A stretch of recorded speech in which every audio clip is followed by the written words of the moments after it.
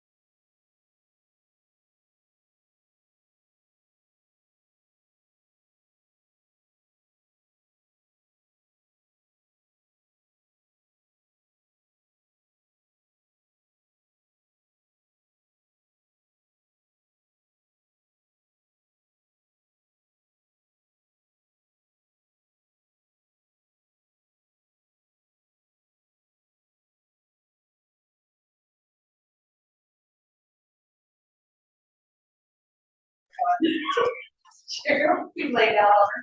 I guess it's gonna come back we go through next.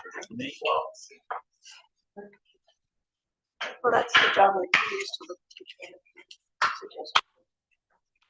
Research. Guess we can see about all the world and plan them on the for 620.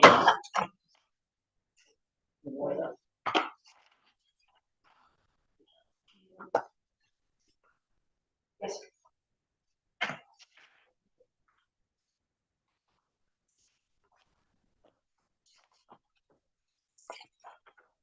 Oh.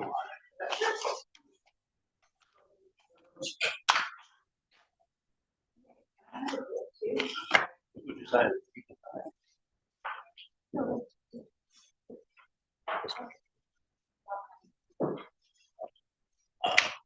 was on the agenda. I prepared to talk about it.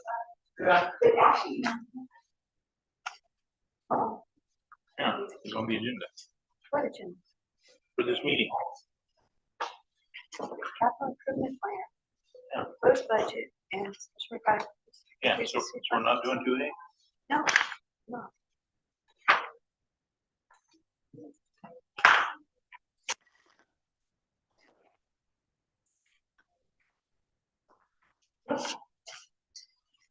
Could you put this on top? Okay, cool. Your last section, we did. Okay. Okay. So we'll call this meeting to order. All right, tonight we're gonna have regular agenda items. 2A is discussion of possible action regarding the City of Bulverde Capital Improvement Plan, including review, oh, sorry, I gotta go back. Quorum. So we have quorum tonight. Zach Brown, Joe Alexander, and Christopher Goff will not be here tonight. So, but we still have quorum of 4 needed for any decisions made tonight. Now we'll go back to the regular agenda. 2A, discussion and possible action regarding the City of Bulverde Capital Improvement Plan, including review of proposed project sheets, project priorities, estimated cost, funding considerations, and direction to staff for future planning and budget development. And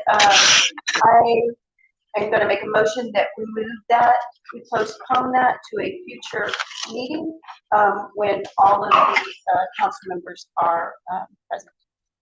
So I would need a second on that. Do we have a meeting date? we'll have to see where it fits on which. We were gonna discuss it at council. I am postponing it to a future council meeting. Okay, second. All those in favor? Aye.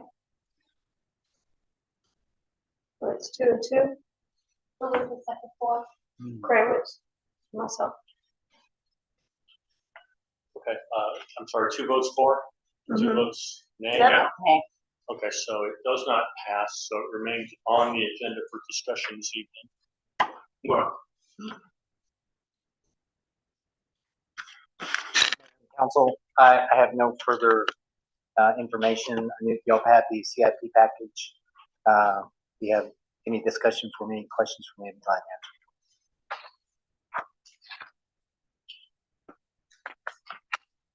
So my recollection was that the point of this discussion was to prioritize these and see how to put them into the budget for this budget cycle.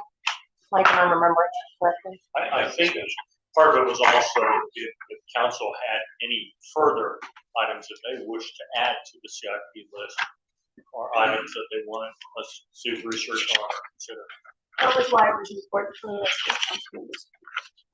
So obviously, one can't be here because he's at his new member meeting downtown that is required by law. The other one is sick. That's why he's asked to be moved to be postponed.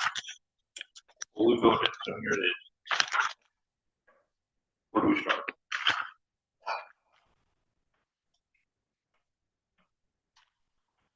I'd like to have a discussion, just one by one, on what was presented.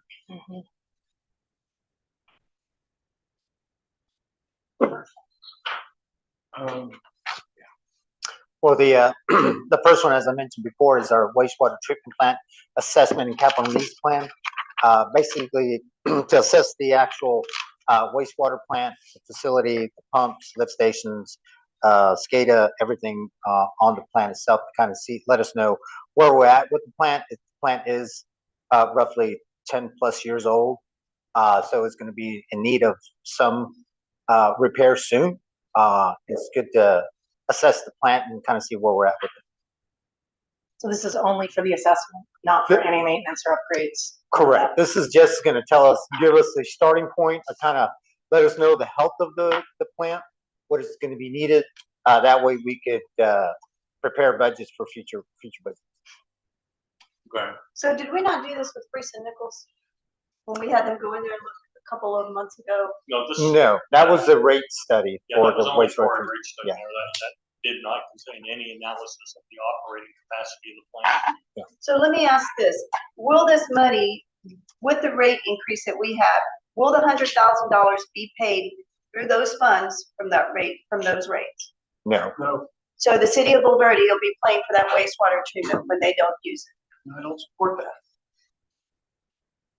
We don't have a choice. I mean, I know that that's unpleasant, but it's our responsibility, and kicking the can down the road is gonna be more expensive in my view. Oh, I agree that we should do this, but I think that we need to start taking the costs associated with doing it, included in the rate facility, needs to be self-sustainable. So I think we can maybe not go the CIP route on this. Mike already had a discussion with the operators at the GPRA plant, correct? And they said, something to the effect of, the booster pumps are coming up. So, I mean, GPRA is a top-notch wastewater treatment plant operator. Also, I have a question. The city, didn't we already spend money before looking at another module for the wastewater treatment plant, Danny? There was already a study done for another module. Yeah, I mean, it basically comes to cost of a whole new plan. Right, but all the numbers and everything, we can't pull that study up. I mean, that should have a majority of this in there. Like 2014, 2015. When we were gonna expand the system and we needed to create a new module for that. Had Index Engineering do a whole system study and costs were staggering, but they wouldn't be relevant. Inflation. Okay, but then that'd be like capacity or like redundancy. So it's definitely pass.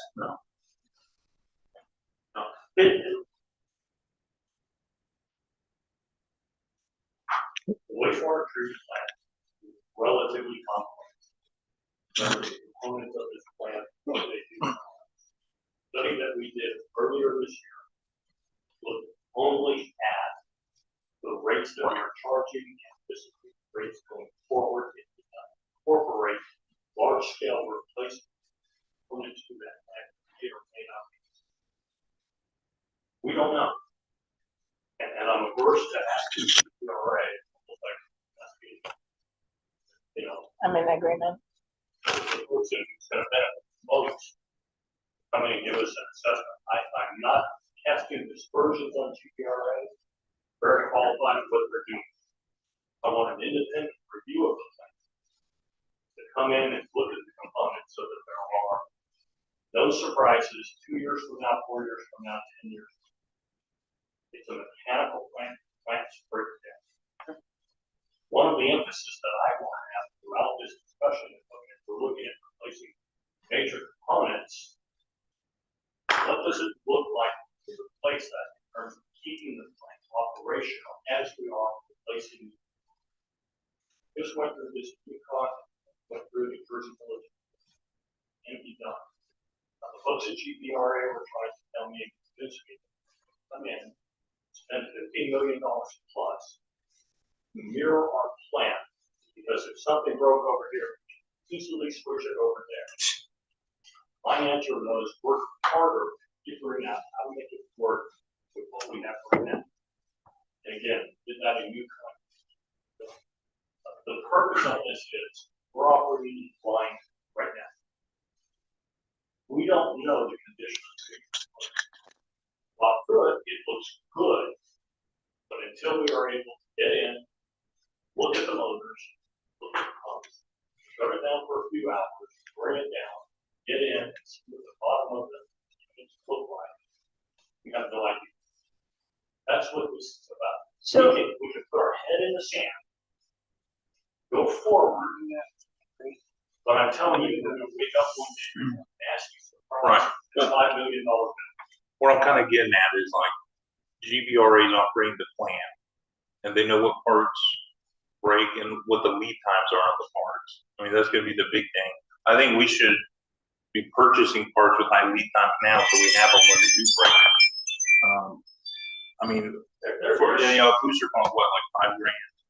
I mean, you can buy a couple booster pumps and full controls and everything for $50,000. I think doing that in the absence, I'm sorry, doing that in the in the absence of a plan doesn't make a lot of sense to me. And I feel like, again, casting those versions on GVRA, they are contracted to us and it's incumbent on us to have some understanding of what they're doing on our behalf. I would say after 10 years, in the absence of a more formal plan for the maintenance and long-term health of this facility, we're overdue to do this, in my view. So that's those are my sentiments. We're not far. so we're not far overdue. If the rate increase that we did and what we have, would it generate $100,000 over the next year to pay for this for next year? Because I don't feel that the city nor the taxpayers of Wolf Verde should be funding something that they do not get to use. That money comes out of their tax money. And I understand where we're going with this, and I totally get everything that you're saying. But $100,000 out of our taxpayers' money when we're fighting to do what we can right now to stay afloat, I have a problem with that. You know, we didn't want to accept, we raised the rates because we didn't want the city to have to pay for it. But then again, they are gonna pay for it $100,000 now. You know, are they gonna get that money back? Is it gonna come back? Is it a loan to that and coming back? I don't know. I would say if, just to go off that, if in 2 years, there's a big malfunction on that plan, because we didn't do the study, I'd say they'd probably be happier and say, okay, thank you for spending that $100,000 preventing a catastrophe. I would think, Mayor, that we could take the 100,000, have the general fund pay for it, and at the conclusion of that year, look at the fund balance in the wastewater fund, and then transfer that money back over to the general. Yeah, fund. I'd like to see it as a loan if we're gonna do this, than to see it as a loan that the city of Bulverde is loaning that money to the wastewater plant, and that they're going to get it back. Because the taxpayers should not have to pay for that expense. As part of the study and as part of the plan, we did have a $30,000 contingency fund, implanted into that rate. So it would be 70,000. Yeah. And actually, at the end of next year, it would be 70,000 that we would be reverting back to the general fund from the wastewater fund. I'm okay with it if it goes out as a loan and it comes back to the taxpayers. You know, I wouldn't call it a You know, a reallocation and getting our money back into our funds every interfund year. transfer. Because yes. I do not believe that the residents of the city of Bulverde should be paying for something that they are not using. Yeah.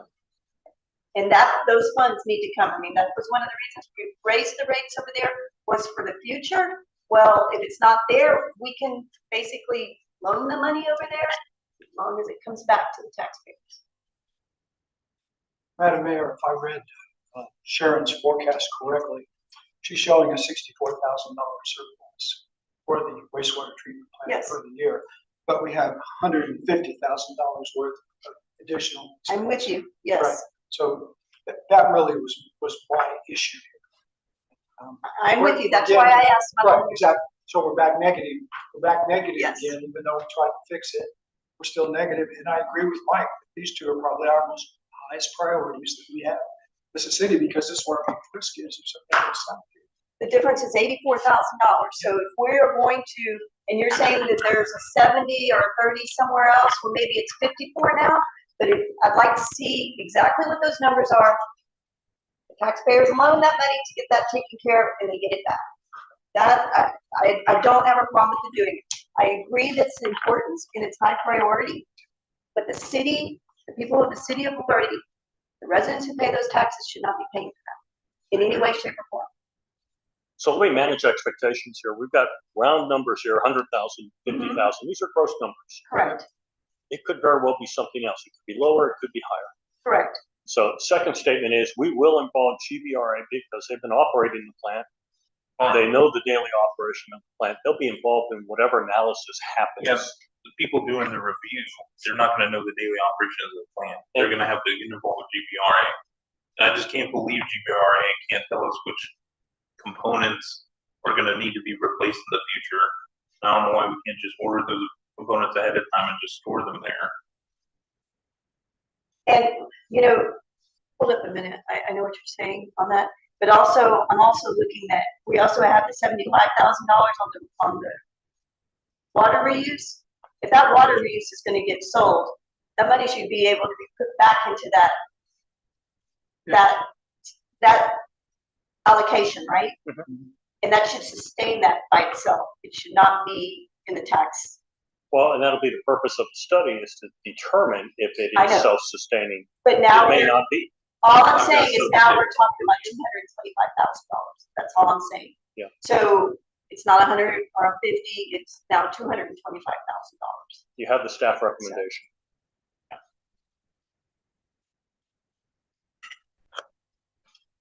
So if we can figure out how to get the total of these $225,000, because if we can figure out how we can produce on the reuse, right, it will fund itself for any future. Wait till we have that conversation. I'm just saying, Yeah, It- I understand. it can fund for any future needs that that plant may have. And then it would be self-sustainable. Pretty close. I don't know the exact numbers. And we don't know till we get the results of our look at water reuse. There probably would be some upfront cost associated with that. Absolutely. So, and again, these are primarily studies. We're not talking about capital cost here. This But is the still. engineering to get us there. $225,000 per, okay? Do you have any more questions on that? Let's move to the next one. Wait, we gotta get through the first one. You want to go through each one. Okay, No, that was my biggest concern about this was that I felt like the non-using citizens really shouldn't be funding this thing. It should be self-sufficient inside of its own right. If it has the ability to be able to generate some revenue for itself through the sales of wastewater, yeah, we should be looking at that too, because that all helps the users and helps keep the rates down. Correct. The commercial portion of Singing Hills is within the city. Mhm. And they use the wastewater also. Yes. Only customer. Walmart uses it. We did the tax money.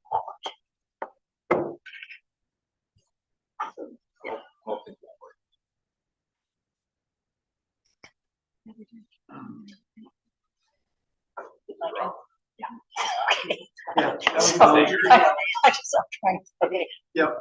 So my thoughts on this, I think we are all fairly passionately in agreement that the wastewater treatment plant shouldn't be carried on the backs of Verdi taxpayers at large. The cost of its maintenance and operation should be carried to the extent we can make it so by the people and businesses that are using it. I think it's probably a little unrealistic for us, having only just now done the rate assessment and put that into place, to expect that we're going to be able to accomplish all of that in year one. And I think we're probably looking at another year or two where we're going to have to carry some portion of this. We simply don't have an option, because the option of leaving these things undone is, as Aaron said, a greater risk of a catastrophic failure that at the end of the day could cost $3, $4, $5 million, which would be a far greater burden on the taxpayers within the city limits. So while I am in passionate agreement with everybody here tonight who has expressed their concern about how this is being paid for, I think it's realistic to assume we've got at least another year or two where we're going to have to pick up the slack. I also am not sure we can think of this as a loan from one fund to another. I think we can state that our expectation and our hope is that some portion of that will be recovered in a fund transfer. But Mike, you have to answer this from a municipal standpoint. I don't know that we can vote on it or require that it be. I just don't know how that works. So I would just say that we should probably be careful about talking about it in terms of a loan. It's all part and parcel of our I think we would want to give You it said our allocation. auditor. We Yeah. understand the intent, So those are my, and that's where we have a conversation with the auditor and say, how do Yeah. we achieve this? Right. And stay legal. but I think we should be prepared that the next year or two, this thing is not going to pay for itself in the next year or two. There's just too much that hasn't been done that we need to get caught up. So for the first, there's only 3 items on for this year's budget, which 2 of them are the wastewater plant, and the third one is the city facility condition assessment. The $75,000 in the water reuse is for 27-28. So there's only 3 of them that, are priorities for us to look at our budget for tonight, Yeah. to be able to discuss our budget. Well, that's another item for discussion. I'm not sure I completely support the timeline that's laid out here.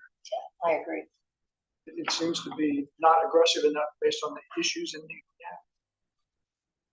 Going back to the first thing, Mike, you think asking GBRA for an assessment is a bad idea?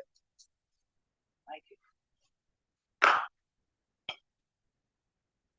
No, I think we can ask them for an assessment.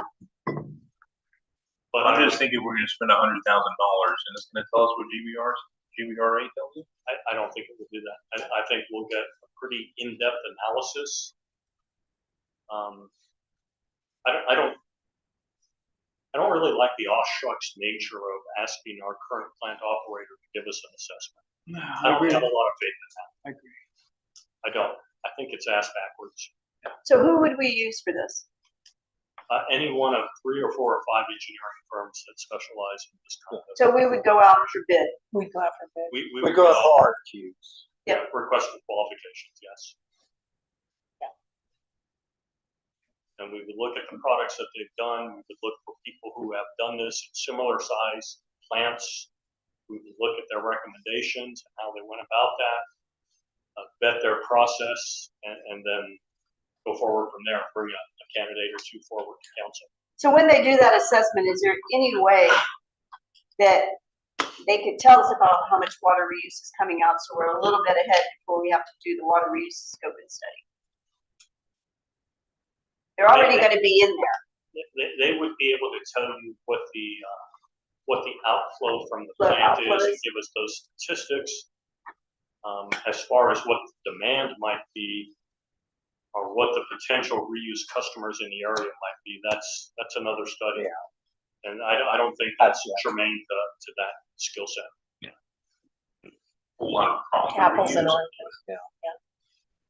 Well, if we could find out what the flow is, that would be great up front, like to know this year, so we know. I think Before we go into the reuse, at least we know what we're looking at, and we can look it up on our own and kind of figure out. we what we is- have those numbers. GBR has those numbers Oh, they already now. get Yeah, it. what our flow is. Absolutely.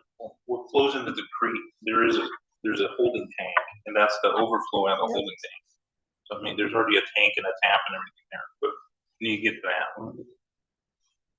Okay, so, that was 1 and 2. Is there any other comments on 1 and 2? Okay, moving to 3, citywide facility for condition assessment. Comments?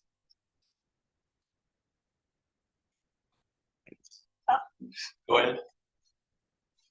I don't place this as high a priority on the list as some other things. I could be persuaded, but that's my read.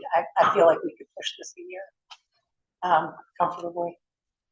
I think this should be on an on-condition basis, and we fix this whole problem by just having cash on hand. I mean, the air conditioner, the PD came up the other day. The air conditioners aren't gonna all go out at the same time. That doesn't happen. I don't see spending $75,000.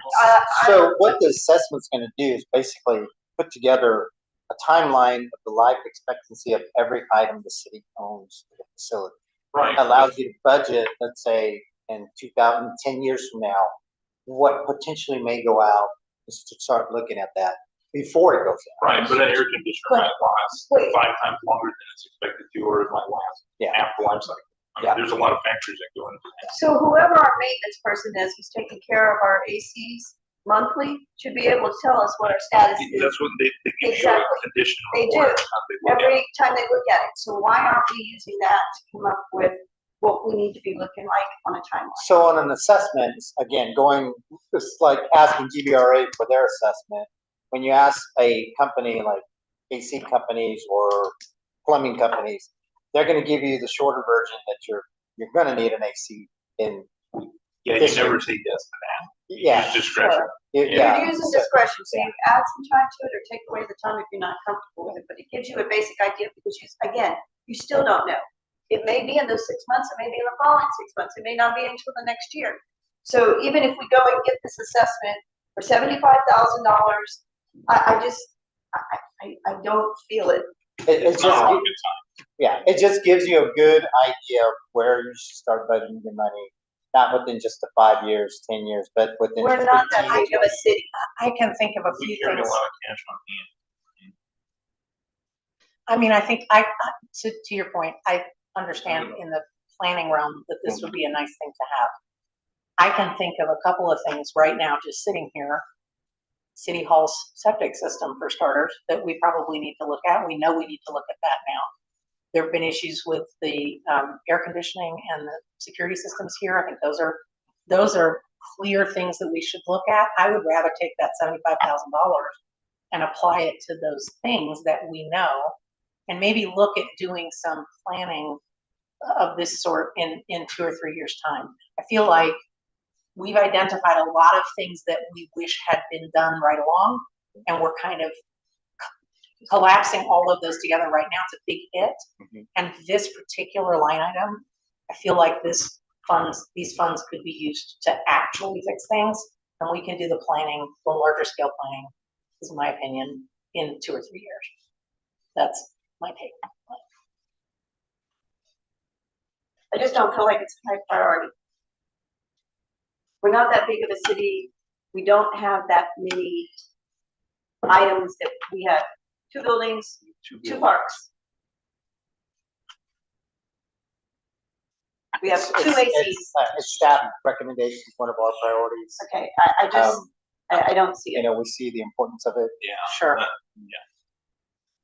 I'm not saying it's not important, Mhm. saying as a matter of priority. Every city hall I've ever worked in is the poorest facility in the community. Wretched. We have a nice facility. The way we keep it nice is to have systematic reviews. Now, the timing of it, maybe you're, I got I'm not saying Yeah, but we it's don't like- do it. I'm saying I would much rather take the $75,000 to do something about the septic system, because the fact that it was on the verge of going out again these last storms, I mean, I think that's significant. Like, to your point, Mike, somebody left an ice chest without the plug in it over here, and we ripped down all the carpet, change the carpet. I mean, that's an all condition thing, We have a lot of people at the door. or the water coming in the door, it had a stain and water coming in. I mean, I don't see spending $75,000. I don't see that we're at that point for this budget. I mean, yeah, enough for this budget. So I think we move So is there a this, recommendation moving it to like a different year? Is that, I say it's something that we need to revisit. And Revisit it next year. you can put it on to revisit for 2027 or Yeah, 2027, 2028. To revisit it. We're not saying put it there, we'll revisit it. Okay. Moving on to the next one. These are all for future. So we talked about the water reuse scoping study. Well, not necessarily. I think that's the point. I'm not, y'all didn't let me finish.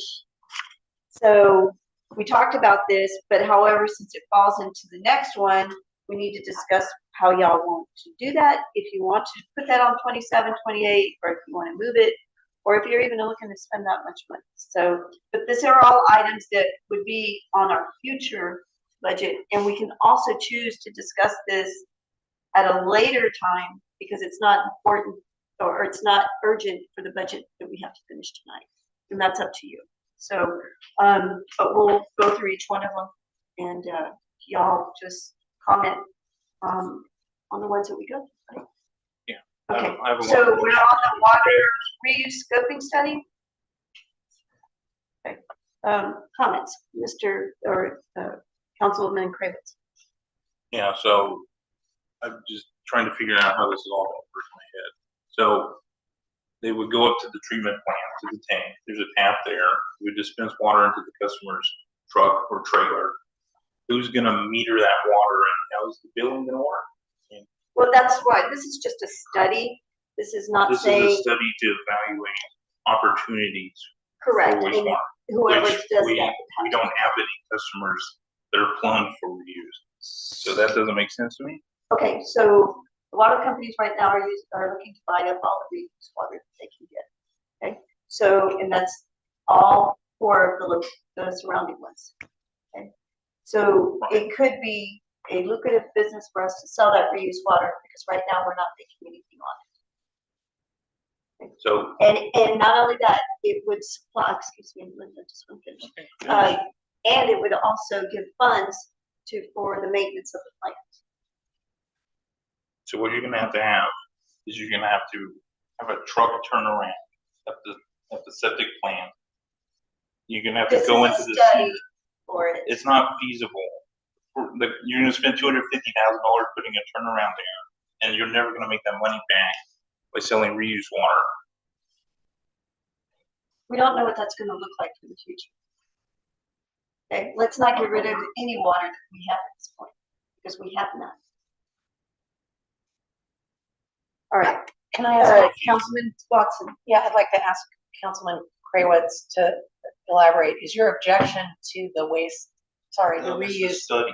Instead of doing a study, we need to encourage people to be putting in reused water development In Singing Hills? anywhere in the state. In But I Sand mean, Hill, for yeah. or use it anywhere else. That's it, that's the problem. So let me, you're not opposed to the sale of, No, I okay. just have So questions the about issue- how the mechanics of this whole thing are gonna work. and so would the study help us get there? Not the way the Is what- study's worded.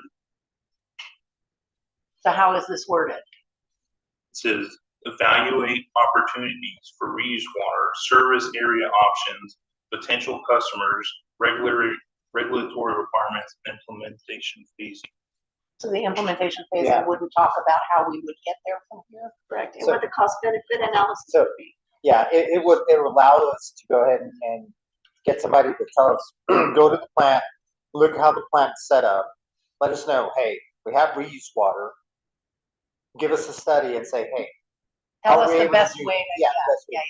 If they say yes, you could run a line from top of the hill down to Singing Hills, and put a tap there, that's easy, I'm just generalizing. Understood. Realistically, do we have any sense of what the actual potential financial benefit to the city I do would not be? know. Not I- as of today, it's gonna be, So do we have if an we're idea? looking at the future, right? The water rates change, so. Understood. It's just My, not gonna pay for I'm- itself, is what I'm worried about. We don't know that. Yeah, we're gonna be spend $75,000 to figure out it's gonna cost $100,000 to put a truck turn around there. and there is no aspect of the, what is the word I'm looking for? The strategies for potentially making this work that would be part, or that could be part of the assessment. We said that's apples and oranges, right? Yes, we So, said okay. the assessment is separate, that's. Separate. Yeah. Okay. I have to say that in the absence of any understanding of what the potential income to the city is, it's hard to evaluate this as a, and I understand it's chicken or egg, right, which comes first. I'm not persuaded that this is something we should do, this year, and I'm okay with pushing it. We'll never have that Well, expertise. it's not for on this staff. year. It's 2027. Understood. No, I'm, right. The conversation now is whether any of the items, in addition to the per item discussion, is whether any of the items that we've pushed off to future years, do we think it would be a good idea to roll into this year? And so. Yeah, this isn't something that I would consider doing this year, I'm because saying- we're not there. I'm saying that if we are ever gonna make a decision about wastewater reuse, a scoping study is clearly gonna be something we're gonna have to do to make that decision, or it's something we just I think, table.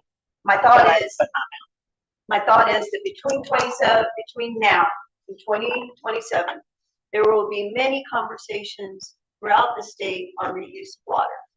We are gonna have so much more information by waiting, and then deciding, because we're putting it on the CIP, does not mean we're going to do it. We can always pull these items off the CIP. If we find out in a year that it's not feasible and it's not even something that we want to consider, then it comes off the CIP. Now, as far as the studies, there's different types of studies. You can do a feasibility study, something that says, is this feasible enough for us to do? Because we have no input on that. Yeah, I'm Or you with could the do a city. full study and say, hey, give me the full study of it. I like the idea of a feasibility study. Is there any cost savings to doing that? I'm sure there is a cost savings besides, from doing a full-blown study. Yeah, that would be better. I think a feasibility I mean, study we don't makes more need to sense. Evaluate the opportunities or service area options. We need to know the mechanics and the Can rate we of return on that. is it even realistic to think that this is something we could do? On a feasibility study? Yeah, no, I'm saying, that's the question I would want answered, right, before we spend a bunch of money on, as you said, exploring opportunities, et cetera.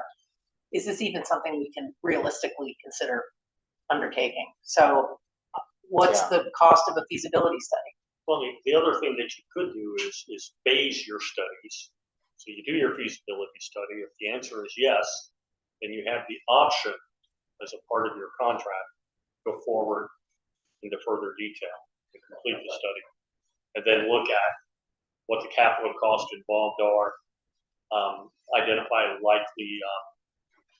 likely partners in this, identify potential revenue and expenditures on an ongoing basis, Right, et cetera, et cetera. All of that would come after your a feasibility Yeah. study, feasibility study. sure. And what you could- Right now, there is a water company that is trying to put in a system on Old Burnley Road by Bracken School over there, right? And so I'm not they exactly, I may, don't- they may want to buy at some point the reuse water, right? Who knows if they pipe it right over there, it's close enough. But if the system can generate its own funds for maintenance to where the users are not getting hit up as badly to maintain it, and the city isn't doing it, maybe it is something that we need to look at, you know, maybe it is. No argument. I agree with Jason that I think a full-blown study at this point You may just not be don't the know best use of the money. And I think a feasibility study maybe, I mean, can you ballpark what's a feasibility study? And just to be safe, I say half. Also. Yeah.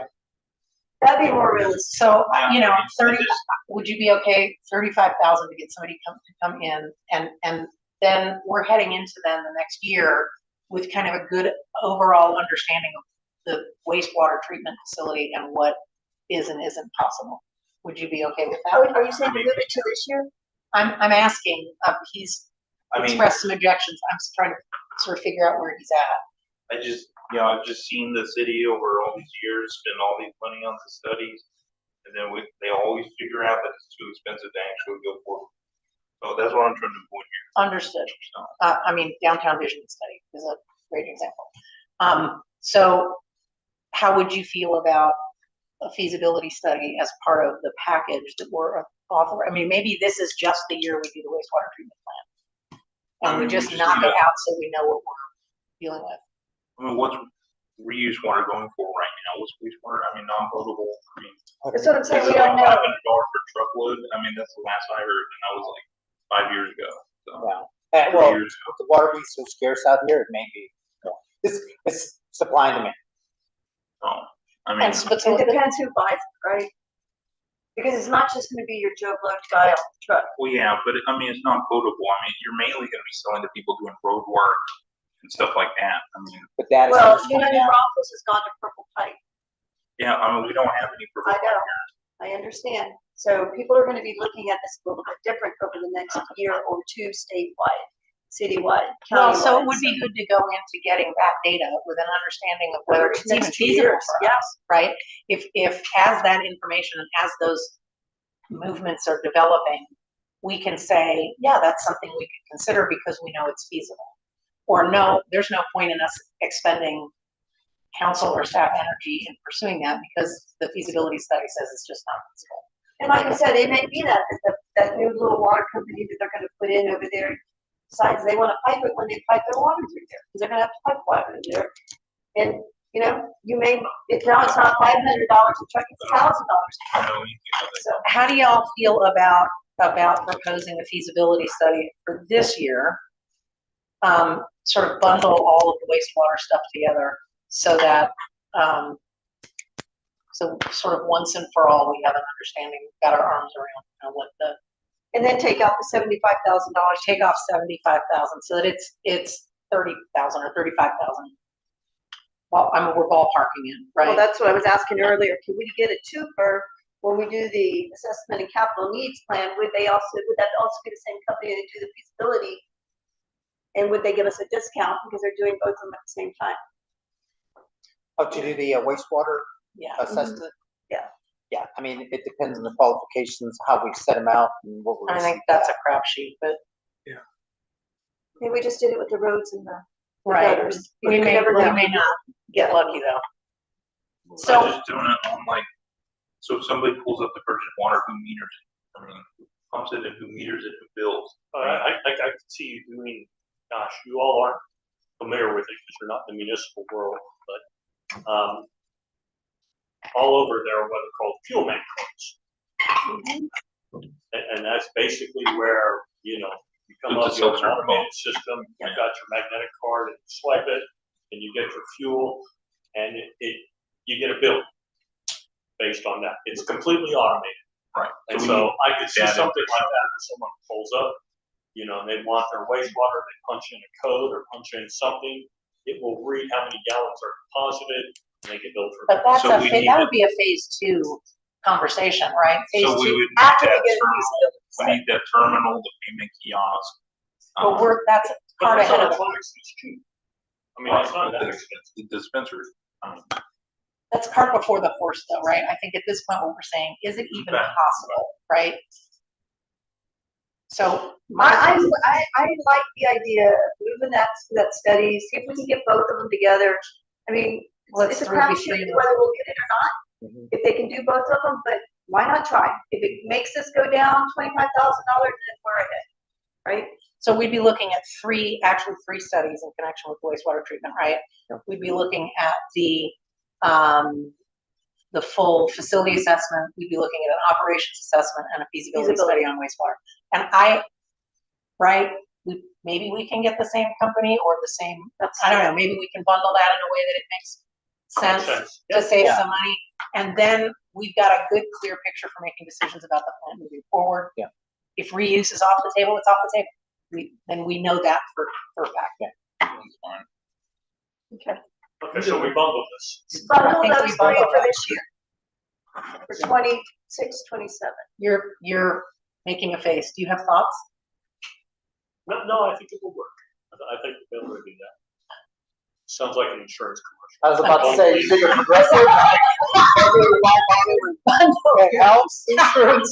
Liberty Liberty. Liberty, liberty, okay. Okay, Okay, all right, so that's for 26, 27. All right, so, okay, we're okay on that. And then, moving on to the next one. okay. Moving on to the next one would be the city-wide street intersection improvements. Mayor, if I could give some intro on Yes. that, and I'll Please. actually stand up here because I talk better. So we've heard from council, from the community, kind of all over, just about all of the various intersections in and around town. I don't mean to name them. Highway 46, my gosh, Old Bernie Road, Bulverde Road at 46, 1863 at 281. I mean, any number of intersections around town being dangerous intersections. Put that aside for a second. Every now and then, TxDOT gets this way. This is how TxDOT kind of works. You'll go years and years and years, and they'll complain about not having any money. All of a sudden, we have a legislative session, and $3 billion is dedicated to roadside improvements and roadside safety. And now TxDOT comes out and says, hey, if you've got some shovel-ready projects in your district, let's get on it. But you have to have the engineering done, and you have to you have to have basically construction set documents in front of you, and we can do this. And oh, by the way, it's a 20% match. Something like that. My thought was, go out, look at these intersections, give us a ballpark of what it's going to take to fix these intersections, stop there, come back to council and say, okay, this is what it's going to cost to get the construction documents for these intersections. Construction documents being what I've just described. Something that we can hand to TxDOT and say, we want to fix Bulverde Road and Highway 46. Or we want to fix Spring Branch Road at Highway 46. Here's the construction set. We estimate $4.2 million. Here's $420,000 that we have in our right-of-way fund also. When can you get started? That puts us in a much better position. It just gives us a target of opportunity and the ability to come in and be ready for that. I don't know if that's going to happen, but I've seen it happen at least 6 times in my career. I've seen it happen in other states. The people who are prepared, and invariably, it's the larger cities like San Antonio and Austin and Waco and Killeen that have all these plans sitting on a shelf that have been there for 20 years. I was just going to ask you, what's the expiration date if we spend the money to do some of this now? And let's say it's 5 years before this opportunity presents itself, if it ever does. Are those plans still good enough to meet the need? You have to go out, in that case, you would have to go out and reestablish rights of way. They'd ask you to resurvey everything and make sure that the surveys are still accurate. Make sure all the property owner lists are still accurate. But other than that, it should be good. You're not going to have to redo all of the plans. You're going to have to do maybe 2 or 3 plates on the plans, verify the data, make sure it's still okay, and go forward. The reason I ask is that this line item is the single most expensive thing on the list. And I was unclear if this actually included some of that engineering, or if it was just the plan to It will do. not, yeah, it will not include construction documents or documents to be, what I would envision with this is coming back to council, bringing on board the engineer, coming back to council and saying, lay out a process for us to identify the intersections. We know where they are right now. We could list them out here among us today. But go back, We triage that. yeah, and then just set some priorities, establish some priorities, have some work sessions, have some study sessions, kind of what the county did with their bond, go through, establish that, and then give us the estimate, the engineer probable cost estimate of what it's gonna take to get us to that shovel-ready status. And that involves, some measure of surveying, some measure of preliminary engineering to get us there, so that we're ready to do that. Yeah. And who knows, we may decide at that point that we may want to take on our top two by ourselves, or we may want to go to our district engineer and say, look, if we fund these, what can you kick in? Mhm. Or even more important, and I forgot this aspect of it, we all know which way the Highway 46 expansion project is working. Yeah. And several of these intersections happen to be in that next section or Yes. close to it. Right, I'd rather be prepared now for that, sure. so that when they let that contract included in there somewhere as an alternate is a plan to fix those interchanges. So if we are, if we're talking about putting the study on the 27-28 budget, we are realistically talking about having shovel-ready plans 31-32 We're saying 27, 28, for the study. yeah, 28, 29, probably 29, 30. If not- Shovel-ready on one So project. what concerns me a little bit about this is like what just happened on the turn lane at 281 and Verde Road, right? Mhm. Because all of a sudden, we get the notice there at lunch, hey, I found money, we're gonna work on the turn lane, right? But that makes my point, in So, a matter of speaking. I know where we're going with this. But what I guess I'm asking is, how did these that are listed on here make it on? Those got on there from just listening. Council, conversation. Yeah. Constituents, I mean, They're not locked up. Yeah. This is not staff saying, we gotta do these. Okay, So- that's where I'm questioning this, because some of these are not urgent, right? And we put this as high, And some of these have already been studied too. yes. Yeah. So that's why I'm looking at going like, how did they get on there? What was the, We do. and then, when we look at this, you're saying to expand Bulverde Road, right? From Cougar Bend to Highway 281. We would also need to go to public hearing, because half of the city doesn't want to get rid of that old building that's in there that's in the park. Well, it's more than that. It's We've got right-of-way issues. Yes, It's- and we Bulverde can't Road afford to Was already expanded. purchase. Well, and I think All all of that of land. that should come out as a result of this examination. Well, I Well, think I that mean, we need to go back and we look know- at what was already studied. We know Right. what we need to do on Bulverde Road. Bulverde Road's already been widened 3 feet on It both has. sides. It's got It's plenty of done. shoulder. And it doesn't need to be a 4-lane road from here to 281. The problem is the bottleneck with people turning right at the light. And the city, I know for a fact, the city's already studied this. The city or the county has a plan for that intersection. It's somewhere. I think I asked Danny about it. But I'd have to look for it. I talked to past Mayor Bill Krawitz about it, and he's pretty adamant there's a plan. County might have it, I don't remember ever seeing it first. But if you look there, the bank, they've already dedicated right of way.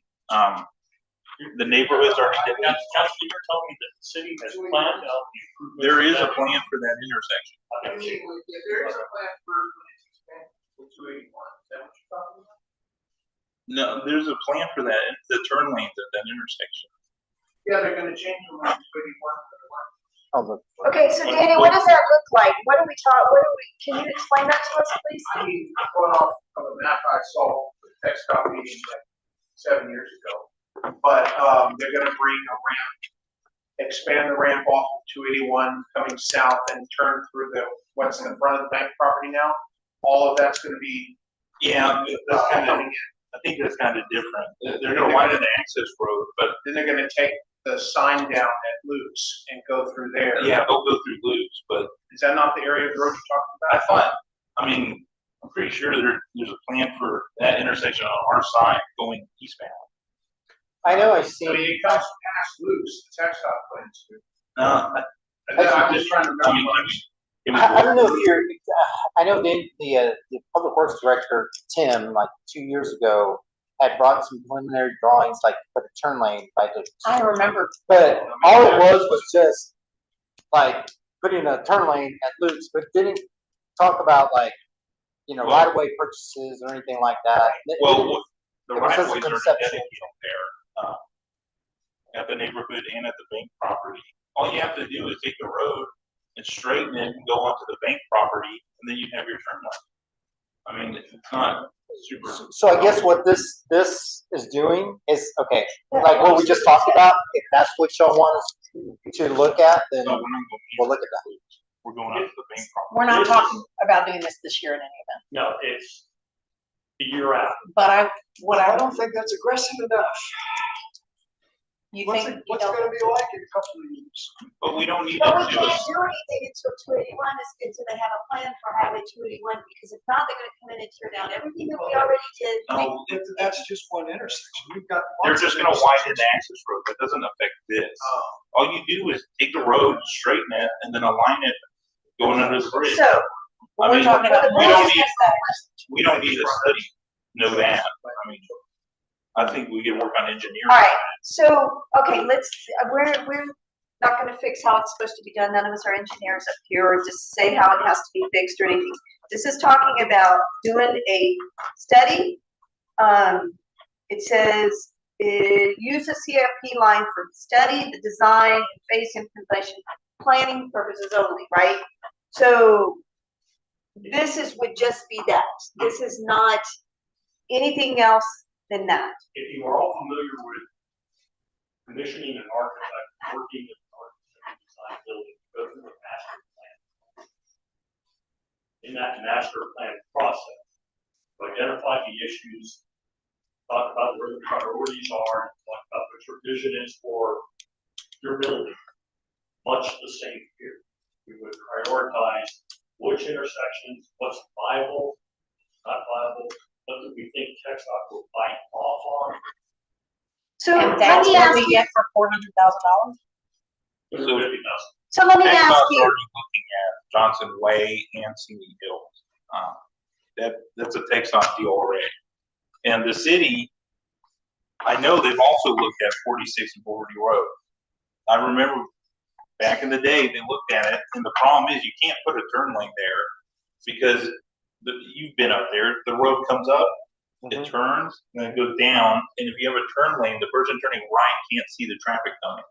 So it's you can't do anything about that intersection. let me just say something about Singing Hills. They are not looking to fix the exit on Singing Hills to off of Harmony. That's not Harmony, what's the one closer to Walmart? That's not Harmony. Okay, anyway, that, they are not looking at fixing that. The engineer has told us, what was the option? We said the option was to close that exit and have them all exit Harmony Hills. But that is not their property, so that is not their property to look at, that falls upon us. So the option was, they even suggested what kind of materials on the post we should use to close it off. They can't Close close that. that off. I mean, they have to do a traffic study and everything. No, It's not gonna. you said no, it's on No, us. you can't. So, So we've heard a lot of complaints about intersections. This is the staff response to it. okay, so what would happen, because none of this is gonna happen between 34 and 35. 30, 35, right? That's the numbers they keep throwing around, right? So what if we stuck that on there for 28, 29, and just kind of slid it down? And then relook at it because it's on the CIP, and just because it's on the CIP doesn't mean we're looking at it. I mean, that we've gotta do it, right? And you can always move things up. We come up with a budget next year, we have an extra $400,000 and y'all wanna move it up, well, we can vote I don't on know, it. I think, Uh, there's never gonna be a time when we have an extra $400,000, Yeah. I don't think, in the budget, and I agree with Ted that maybe not this year, but I wouldn't kick it any further than that. And what I would do as far as, and I know you're having your transportation committee, if this is something that y'all can put some lists together for us to look at, then it gives us direction in what to do. Because the direction on this was really just put some CIPs together. I understand. You know, I think Well, that here, is, I'm just saying, there's already been some work done on these things already. And I think maybe the transportation or the infrastructure subcommittee could help kick that down the road. But what I'm getting at is like 46 and Boarding Road, that's not gonna happen. Just get rid of that idea. And then we already know what we need to do. That Luke's there. I mean, I don't see. Well, I mean, I any point think- in doing a study on it when we. And the whole purpose too of this stuff, and like Mr. Castro mentioned about shovel-ready projects, not only TxDOT, there's so many other grants that are out there available. There's SH4A grants that are available that are 10% match. There's several other grants. The ACOG has grants, NPOs have grants. Eric. So it gives us the ability to put this project out to not just TxDOT, but 2-3 other entities. So this is one of the reasons that we created the infrastructure, trying to do the infrastructure committee. So those that are on the infrastructure committee would look at each one of these and bring it to council when it's prepared, once they've reviewed it, studied it, and figured out whether it is what we need to do. They've discussed it with the public. They've put together the documentation along with you, and everybody comes to the same table and says, hey, prioritize this, that we want to do 46 and whatever, right, 281, whatever it may be, okay? Or, 281 and 1863, whatever it is. And that was when you bring it to council and say, hey, we need to vote on getting a study, on this or whatever. That is what that committee is going to be for, where y'all will work together to figure out what is the priority, and what is urgent. well, it sounds like there may already be some data. Yeah. and Right, that's and what so, it is. like, There figure is out- data, and they need to Not saying find that it. there is, but it sounds like somebody thinks there is. Yeah, Let's and we'll So dig that into needs to that. be. And that's why the 100%. committee, Right. so you So do this your needs to go to homework in your committee, figuring out if it exists, one, get it, figure out how you're gonna present that to the rest of us that aren't Yeah. on the infrastructure committee, so we are educated on what is going on, what the priority is, and then we can all be really educated on what needs to happen. No, I Because I understand think right that. now we fly by the seat of our pants, And I because understand we don't know. we're here to talk about this, the CIP. We're not here to talk about the mechanics of how everything works. But I'm trying not to do that. I just got questions. So, I mean, So So- we have That's where I'm we have a city, okay? When I look at the priorities of the city, obviously our wastewater treatment plant, very important. That's high priority. I look at this priority as being the second highest priority after the wastewater treatment plant because of the fact that we've got a city and we've got multiple roadblocks, we've got fast growth, we've got tons and tons of issues here that if we don't begin to address these, work on them and push this thing, it's only going to get worse, and the residents of this community are going to be more and more upset about the traffic situations that they have to deal with. I agree with you 100%. I agree. And that's why this is a high priority for me. This is a P1. This is just as important as the wastewater treatment plant. And I don't see it being an issue that we don't talk about or even fund until 28, 29. But this is, That's I fine. don't think I explained myself very well, Chip, of what I was talking about. As soon as the committee can get in there, they can look at this, and figure out which ones are of importance, and go ahead and bring it with all the information, the background. If there's a study already done, then they're ahead. We make But it if we in haven't 60 budgeted days. and which ones are most Haven't cost effective? budgeted any before, we can't pick it up. in the But next we budget. can increase our budget for roads next year. And put it in our roads importance. We remember that we still can move around which roads and which construction repairs or whatever is going to be priority for next year. Remember, we have a 5-year workings, kind of, we can move it around. Aaron I said that don't we wanna can, take money away from that to do this, though. I know, but we can increase it a little bit so that you have some leeway on funds. Why for not this just year. put a CIP For next line year. item? If we don't spend it, we don't spend it. Yeah. But my point is, why not put in a CIP, because that was one of the questions I had for the budget. Why not put in a CIP line item so that if they come back and they're ready to go, we can fund it? I just don't. I think we need to do that after we go to the committee, because It this, doesn't need the to go to scope of committee. this work, 100%. I don't think we should study everything in the scope. No, No, that's I'm why not y'all saying need to make priority, Yeah. and then you We'll need do to that. do history, We'll do that. right? But what And- I'm saying is, I don't want you guys being stuck. You do the work, you bring it back. I don't want you being stuck to us saying we can't fund this until October of 28. Right. Because we've not, or 27, because we've not put this in the 26-27 budget.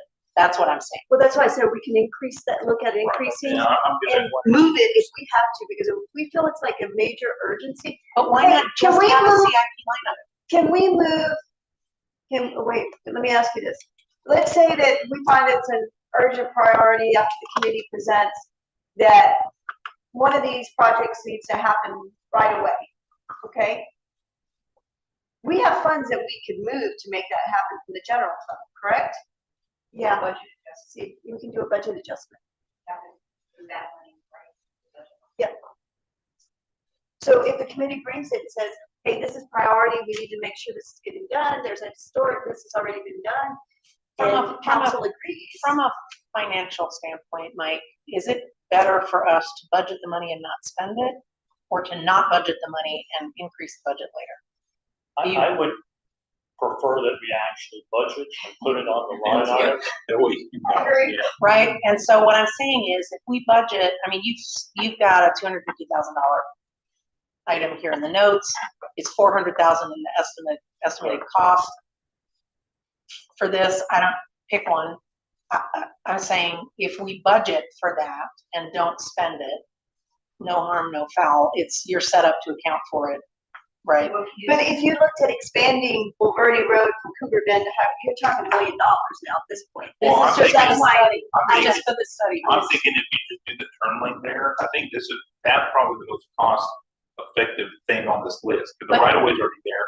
The only expensive part you're gonna do is be moving the power lines. Right. There might be a water main. Guys, we're not talking about the cost of actually doing all of the that. work. Well, yeah. But we're not talking about the cost of I'm not trying actually to doing talk the work. about Okay, I'm trying not to. but the cost of the actual work is not what we're talking about, right? Trying. Okay. But we're not talking about the actual cost of the work. Correct. We're talking about the cost of doing the work to be ready to do the work. I'm talking about overall comprehensive look, to identify and prioritize intersection improvements throughout the town, then come back and lay out the issues for council. Okay, And I said and yes or in no. that case, I am with Ted that I don't think we kick this down the road. I think we do this as a priority. But I'm of the belief that the infrastructure, you can drive around and prioritize, find these intersections that need help.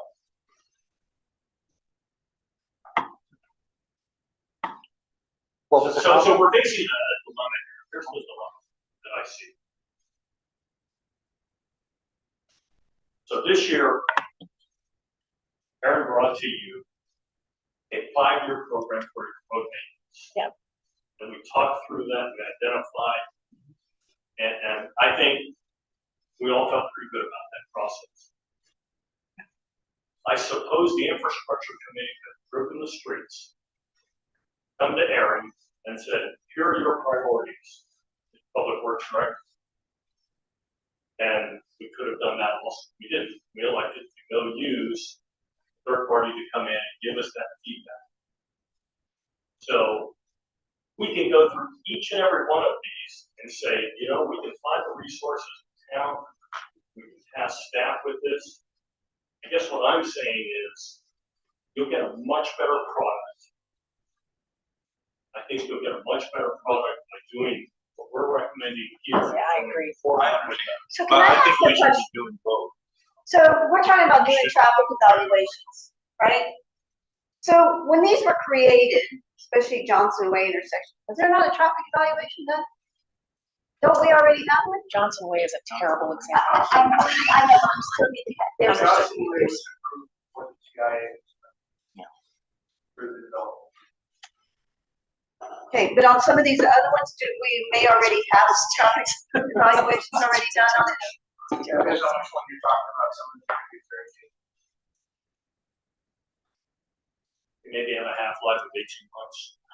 I And would, if you give me like direction of which intersections y'all be looking at, I can. and Well, that's why I said, I'm infrastructure. asking in general, I'm not asking because that's something that they will look at.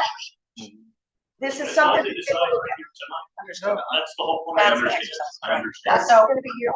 I would be Yeah. in favor of a budget line item, covers the cost of a study or engineering assistance or whatever we're calling it.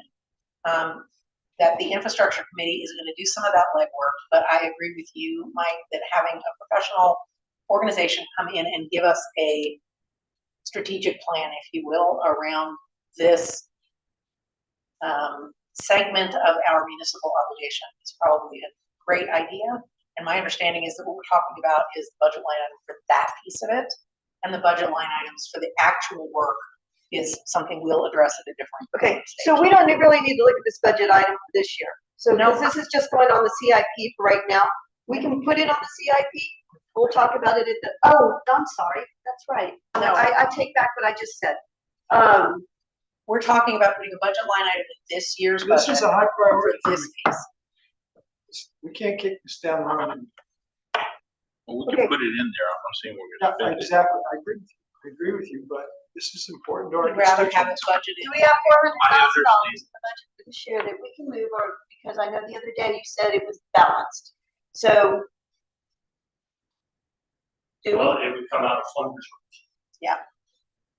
I mean, we have. Yeah. So we have fund reserves. So do we have enough fund reserves that if tomorrow something happened, do we have $1.5 million somewhere? And I mean, we'll look at this when we get to our budget item. To But the answer to cover, your question is yes. Yes.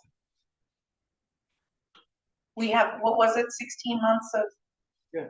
reserves? I believe we're. for employees. 14 something. Right. So, I mean, I don't wanna sniff at it, $400,000 is not nothing, but I don't either, but this is a P1, I agree. it's a P1. We need to address it.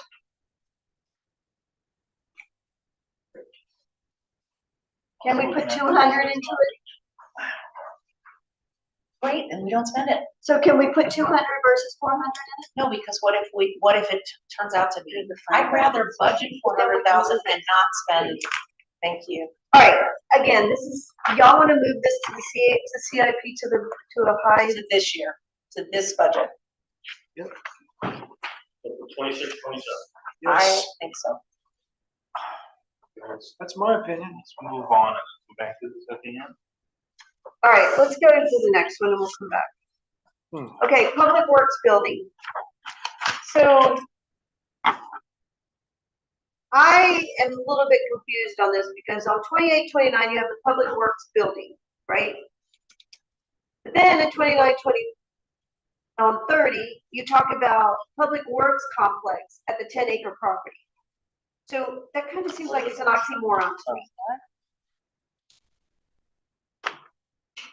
This- 'Cause it- Yeah, so it, Oh, well, it's saying possible future uses. I don't think it's arguing in favor of I that. know, Yes, but correct. if you're Yes, it's going just to yeah, do this, then yeah, it's just a possible use. It's on there because 10 acres currently is just property that we own. Sure.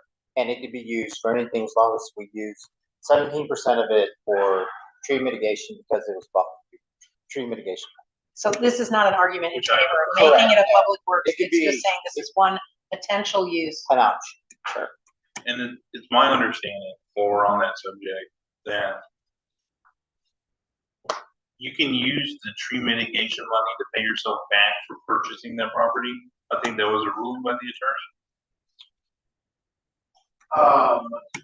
So to the extent that you do that, you basically need to make that percentage plan dedicated to tree restoration. So if we took whatever's in the fund today and reimbursed the general fund, that would change the proportion, I think, currently. Right, it would be all tree. Might take it up to 25% now, and so now 25% stops.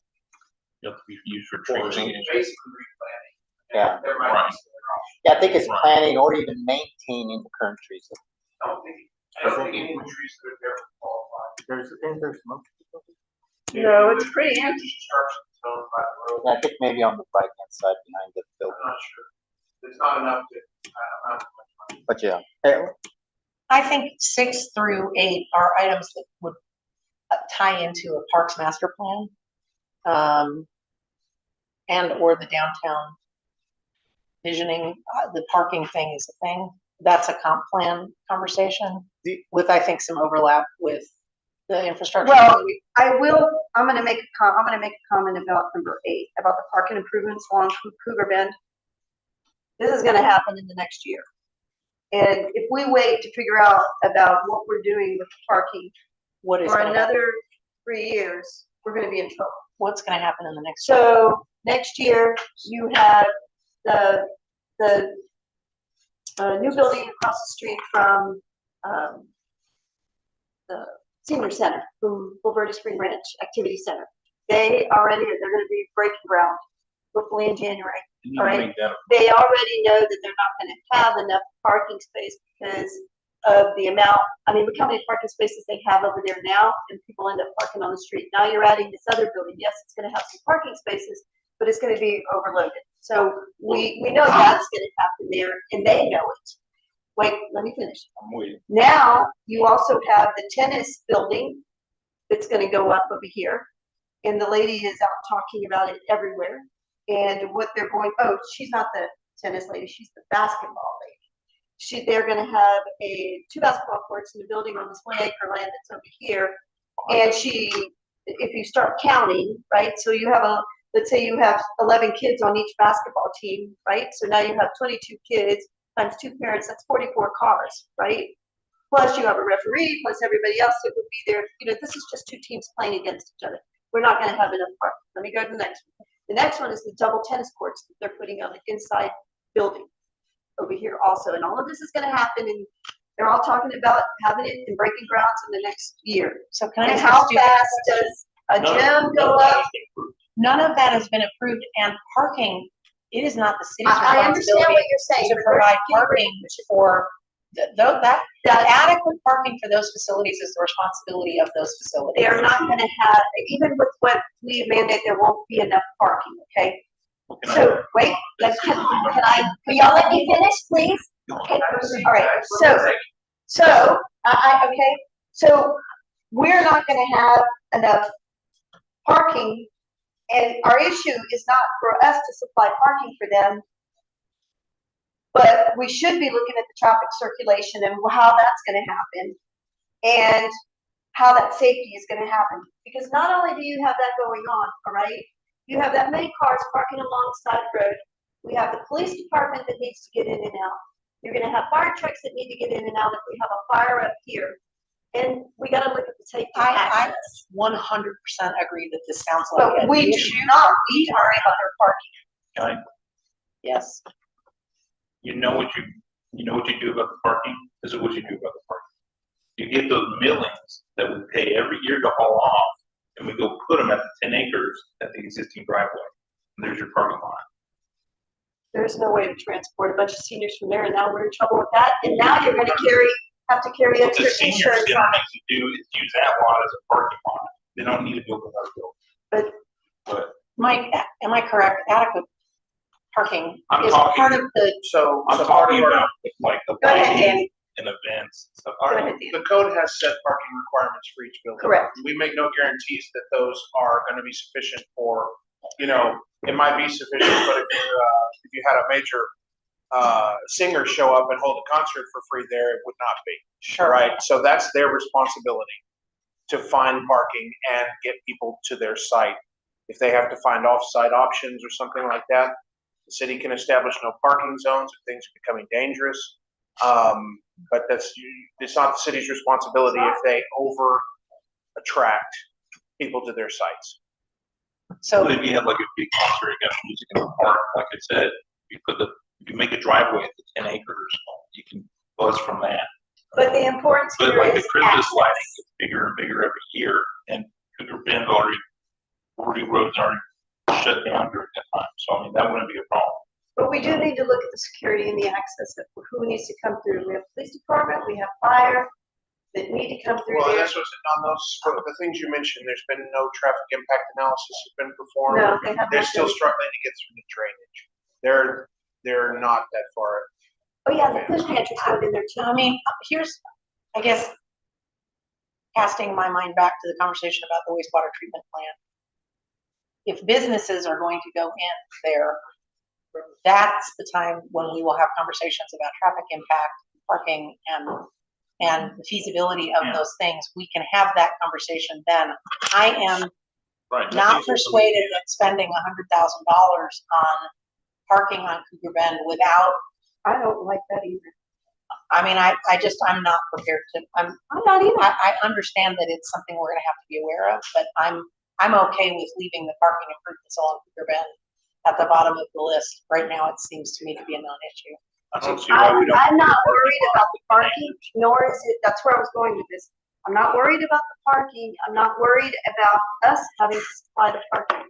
I'm just worried about the safety access of who has to get through there and when they're gonna have to get through there. And I think the time to have that, Danny, let's assume that the moment comes where we've got to approve these permits. Are we allowed to require impact fees? I mean, let's say the decision is we're gonna have to do a lot of work on Cougar Bend to address Accommodate all that three of safety, So it's not all of impact that. fees, they might be required to make improvements, like put in a turn lane Okay, or something along those lines. so we'll if have an possible. opportunity to have that conversation in the context of, Well, we have a traffic impact analysis and engineering process to determine. Will that be one at a time, or will it be all three of those buildings? So That's what it's we do right now. going and to, cities? they'll have to make, whoever's Sure. first will have to make assumptions about the other undeveloped sites. We already have plans or permits, then they'll use those as the assumption. But they're not allowed to just say, well, it's empty now, so we're gonna pretend like it's always gonna be. Yeah, because it would be. And I think four that's- buildings that are going. well, and I think that that's the sort of thing the comp plan will be looking at, is what's happening in the downtown. If you don't have a place to park, you should pull off the shoulder in front of the dirt. That's what they do now. That's why I'm saying that if you gotta get a fire department and a Well, police through there, then we have. don't walk the road. Yeah, they don't know very much. Okay, so just, Okay, so, We were at 0005, or 005. okay, We're on Public Works building. yeah, but we weren't, we were saying that 5, 6, 7, and 8, right? 6, 7, and 8. 6, 7, and 8, sorry, I'm looking at the wrong one. 6, 7, and 8, we're okay with deferring. we're okay with deferring for later, to figure out what we wanna do with later. Some of this, if I'm gonna throw this one line through here, some of this is also, be mindful of the bandwidth on staff. Sure. Right, and we have a parks And board. where we make everything a priority, it must be done now. Understood. On the parks capital improvement phase 1, but I think the parks boards do a lot of that internally. That's kind of what they already do. I think before we do any parks capital improvement, I we need to think be that looking is at a the parks master plan. too. Yeah, I think, Did we decide 005? 005 is the public works building, but that was where that came up, because we talked about that and then the 10-acre property. Okay, So let's go back to what we talked about and what Councilman Alexander brought up was, he wanted to see a study that we talked about that was like $40,000 I think the 40,000. before we did anything else. That ain't gonna cost anything. That was for the yard. That's for the yard. That was for a yard. That was for a fence and gravel. I know. You don't before need to he do a did study. that, Before he No. did that, he said we should get a study of everything at one time before we put in the, No, Put a lot what for you yard. do is you put the fence on the property border, and then you put free millings or something like that as a base. I mean, that's all we need to do right now. okay, I have to And ask it gets a this guy off the snarky parking question. lot, Gets you in the secure fence. I have to ask a snarky question. Mhm. Is the city subject to the same drainage evaluation requirements as anybody else building? Yes. So we can't Yes. just put you can't millings just put down. it, We can't just do that. Well, you don't. I'm We not saying can't- cover the whole thing in millings. Okay, I'm saying, I don't think that we can, and it would be on bypass the backside of the police department, yeah, I think, where the flooding. I hear begins. you. I hear you.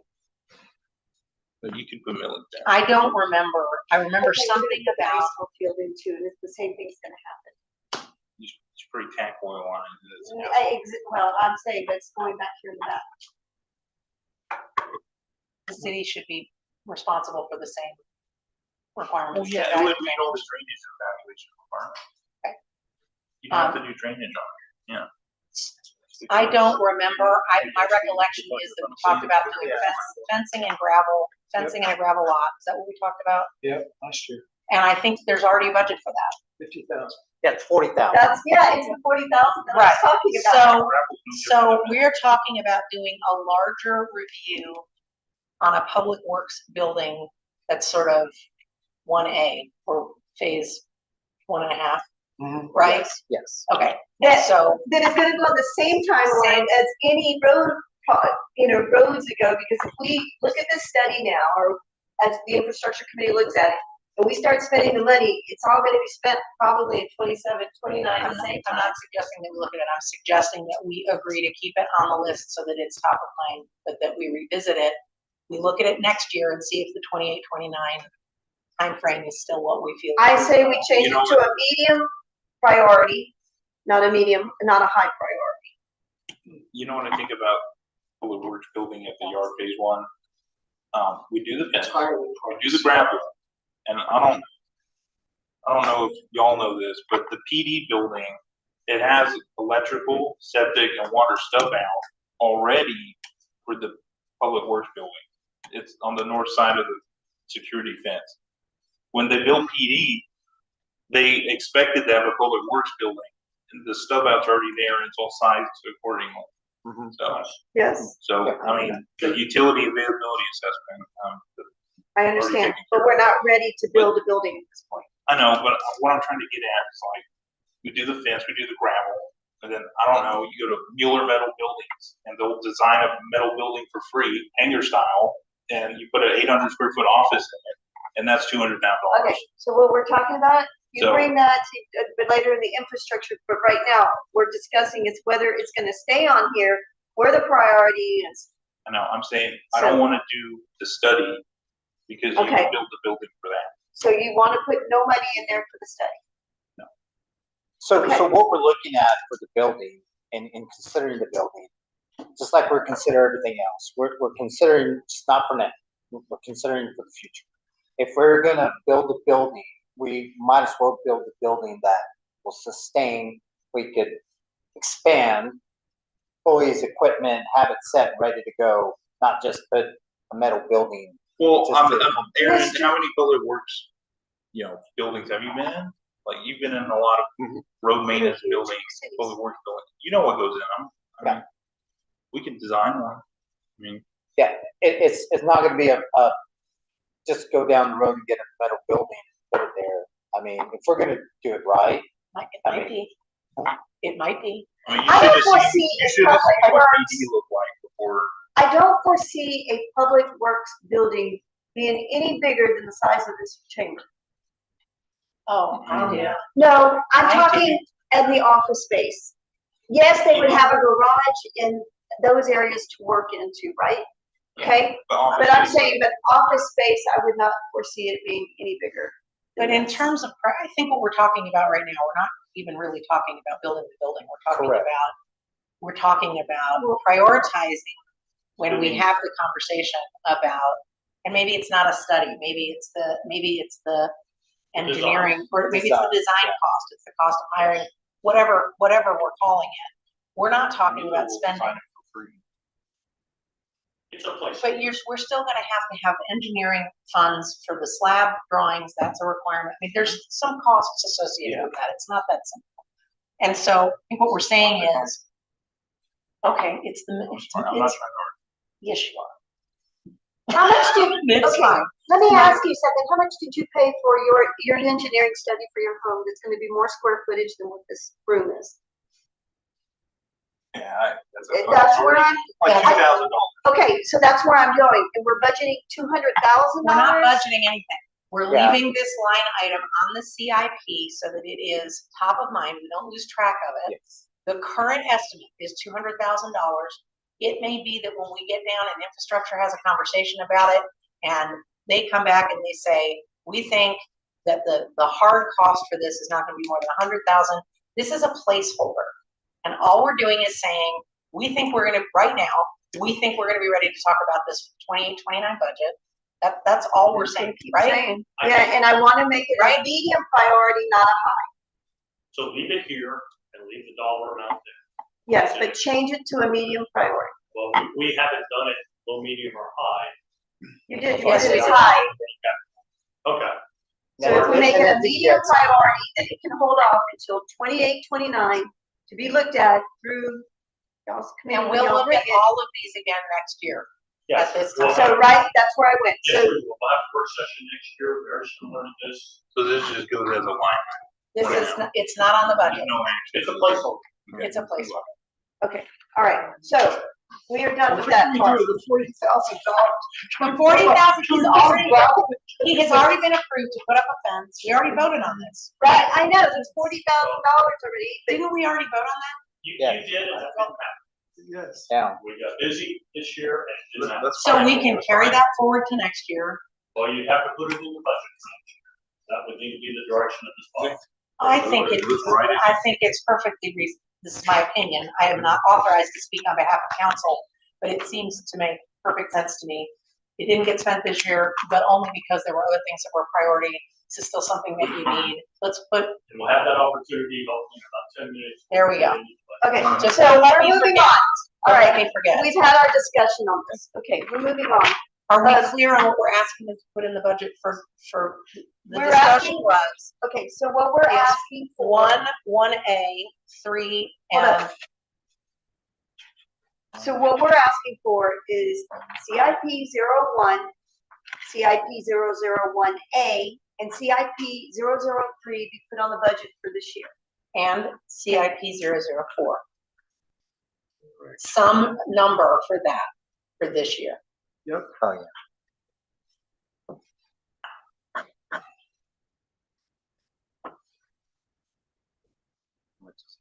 You need to, the committee will look at it and you all will present it. Whether Doesn't mean if we you have to don't spend it, that's right.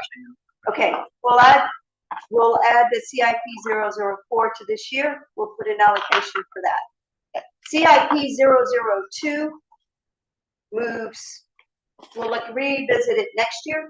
Yep. Okay. Everything else stays unchanged. 5, 6, 7, and 8 will be looked at in 28 and 29.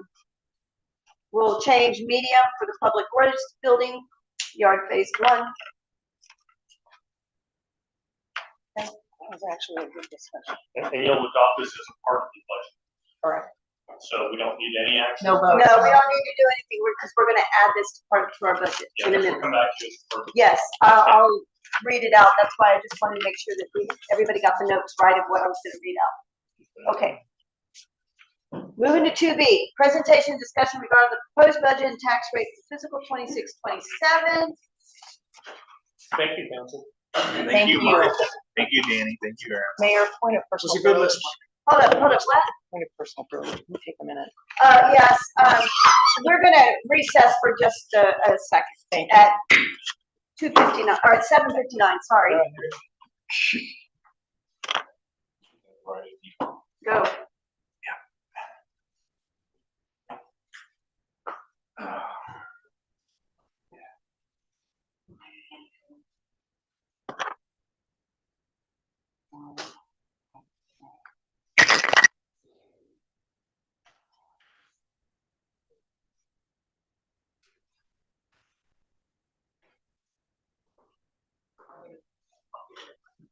I didn't really. Yeah, sorry.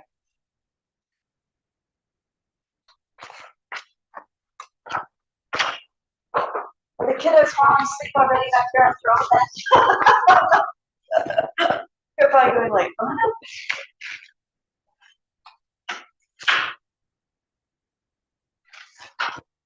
I took my granddaughter to county commissioner's court, 5 minutes, she was out. Everybody was like, oh, she's so good. I was like, yeah, this is so boring. Little do they know. She was out 5 minutes, she slept up through the whole meeting. Congressional material. And then she went home and she goes, She goes, oh, I'm running for president. I said, president of what country? She said, United States of America. You didn't come out of your office that You day. didn't tell him you gave her Benadryl, right? Thank you, ma'am. Okay, this is the yellow. Yeah, I got it. I hate that pen. Oh, I got used to your blue pen. I know, it's my favorite, I do with it. There, this is the right presentation, right? Yeah. Are you gonna be going through every page, or how are you gonna want me to? I'm proceed? just, you want me to, I was just gonna do the cover page, which is, the adjustments, the very first one.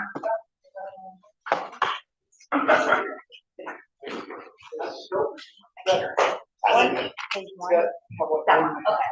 I was just gonna do that. So I can understand questions. Now I'm gonna ask. Don't get in the mystical. Sure. I loved it, y'all were all throwing numbers around, I'm like, I have a document. I see the document. I don't know what I was talking about. And that print was so tight. It was, I even tried to put my glasses on. I was like, I still can't see it. You gotta have a squint to be able to see that. You know, it's funny, 'cause even my glasses. Oh, yeah? Because I was reading my book, didn't I? Okay. Where's the really, I like message. Tell you what, cataract surgery is the best surgery. Really? Yeah. I have bionic eyes. I've got one eye that's focused on me, one eye that's focused on me. It is. Well, you know, and I tried to put it in my text like that. And, It's good. It's just hard enough.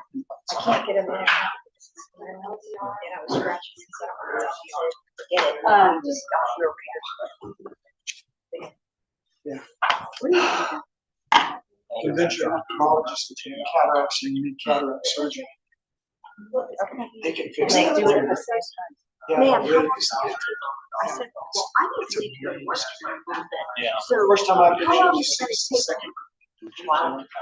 And I said, I haven't started that. but if you just get it clear, both sides. I can't hear. That's why I'm See, only so one happy. I can't hear anything on the, it's like, you probably should, you said it to someone like, what they tell you. Yell at me, and then I'll be, you can go yell, but I think it's great. Yeah. It's a, if you need the, Joe. Yeah, they should. Oh, no, they didn't sound like, why are you yelling? Why? You have high points. Yeah, So when I got ready, Yeah. it threw me out. When And I was took like, my son you to the can't do that. That's hilarious. That's So hilarious. so he said the thing on, well. You don't. And I was like, I said, "Where's my car?" Because I didn't have my car. My husband has Significant hearing And they loss. Oh, And he, that's what that, there's that trying to irritate my hospital, right in the same room. Outside He's just been all road, by my glasses. hearing So I aids, had so so he much can't water. hear me. Still, Well, my father was just so frustrated. he just like, we all have to follow. Oh, And now, he's like, oh, well, that's good. Like, no, we're good. That's not, and I, no, it is. Why is it there? wow. He says, I'm going I know. silent. And then that's where we are. It was like 3 days You know, before. because that's a lot of time now. Yeah. And, he's younger than both of them. We're not- That's considered the son, yeah. Maybe his story.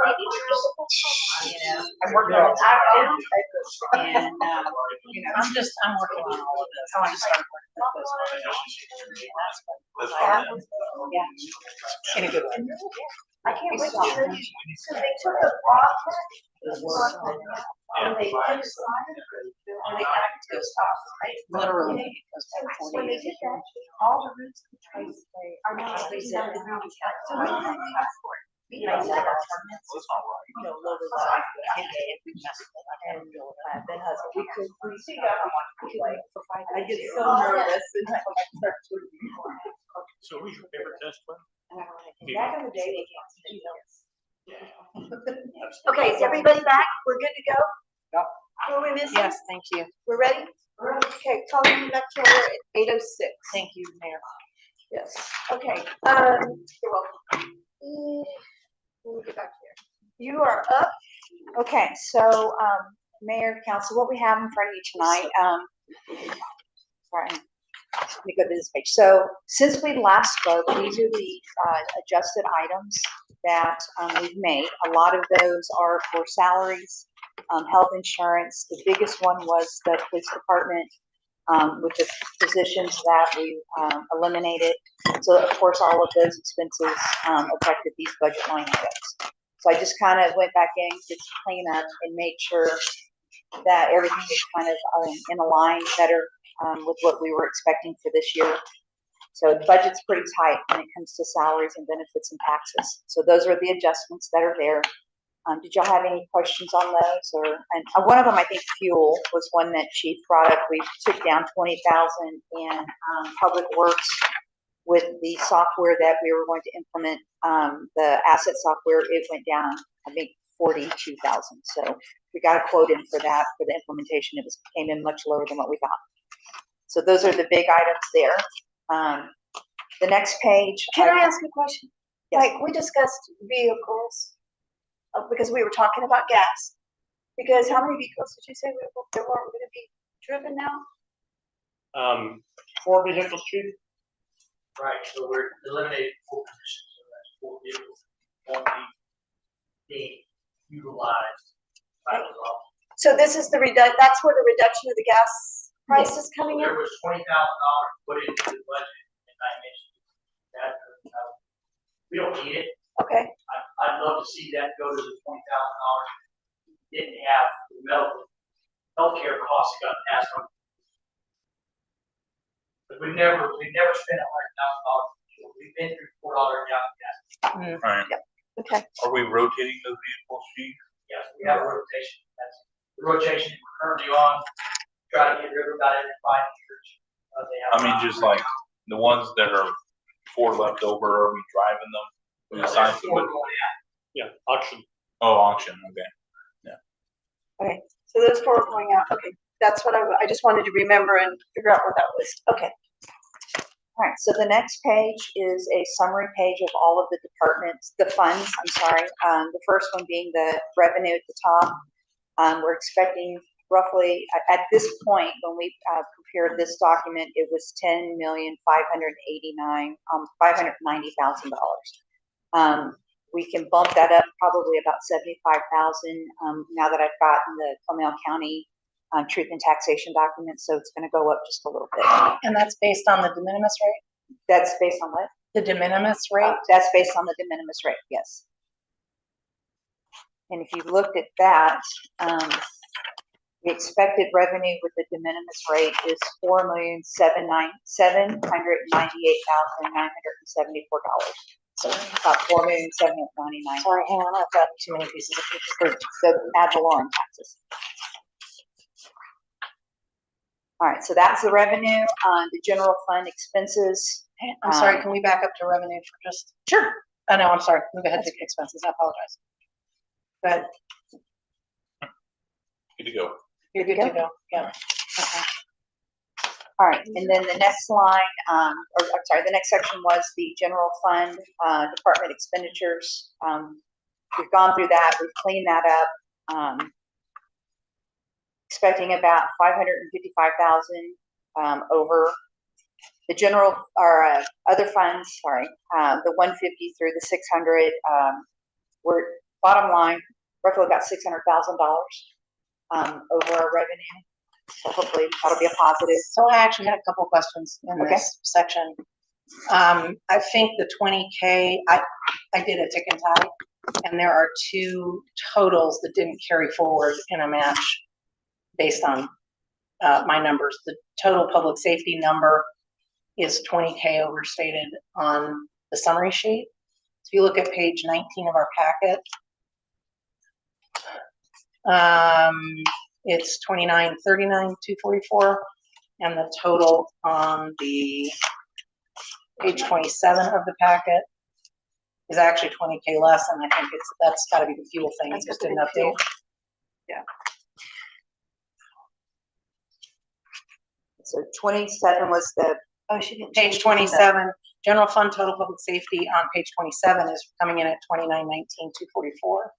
Yeah, she didn't change it on the. And so it just looks like it didn't roll forward to, I'm sorry, I'm not following where you're at. Show me what you're. Sure. I think, are you talking about the digital package? I'm talking about the digital packet. So if I look, here, total public safety number is 2939,244.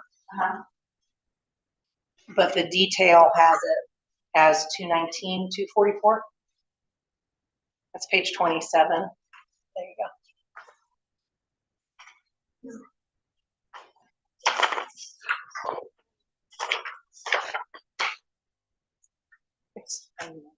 It's the 20K. I'm assuming it's the 20K.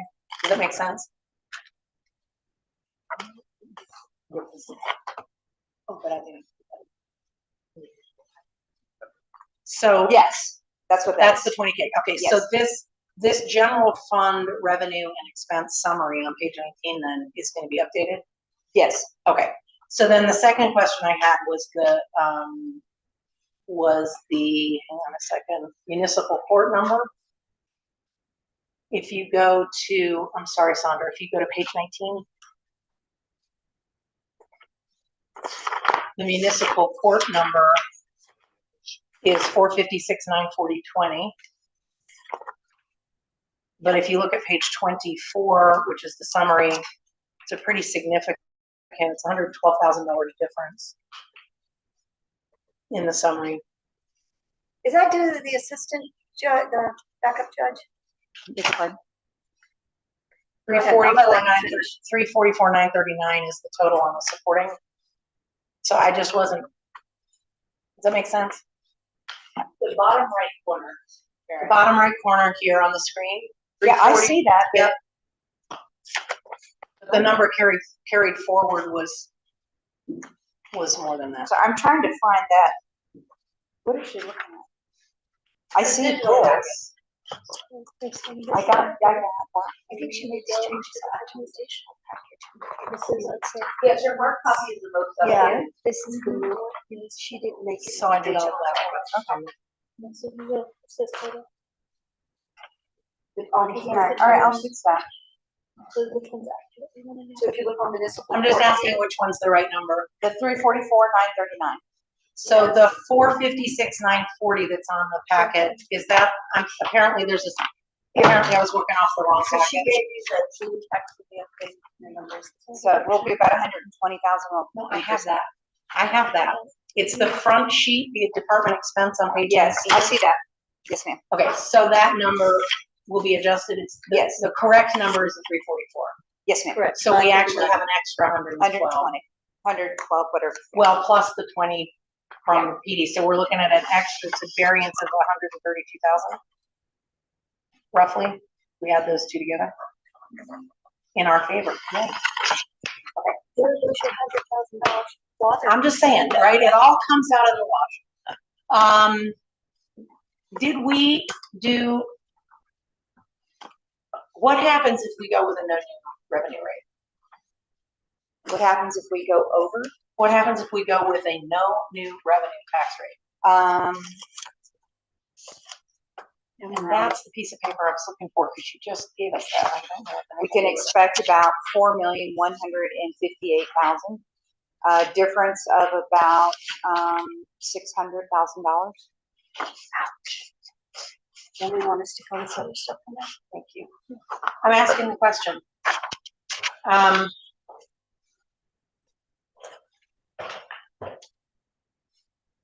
How many years in a row have you come in under budget?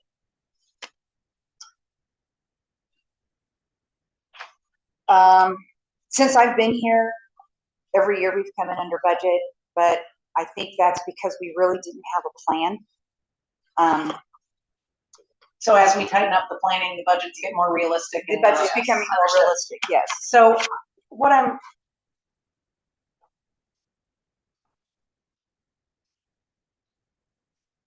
Mike, in terms of the process for this, Our next meeting is when? We're done with the workshops now. So our next meeting to discuss this would be August 11th. To vote on it.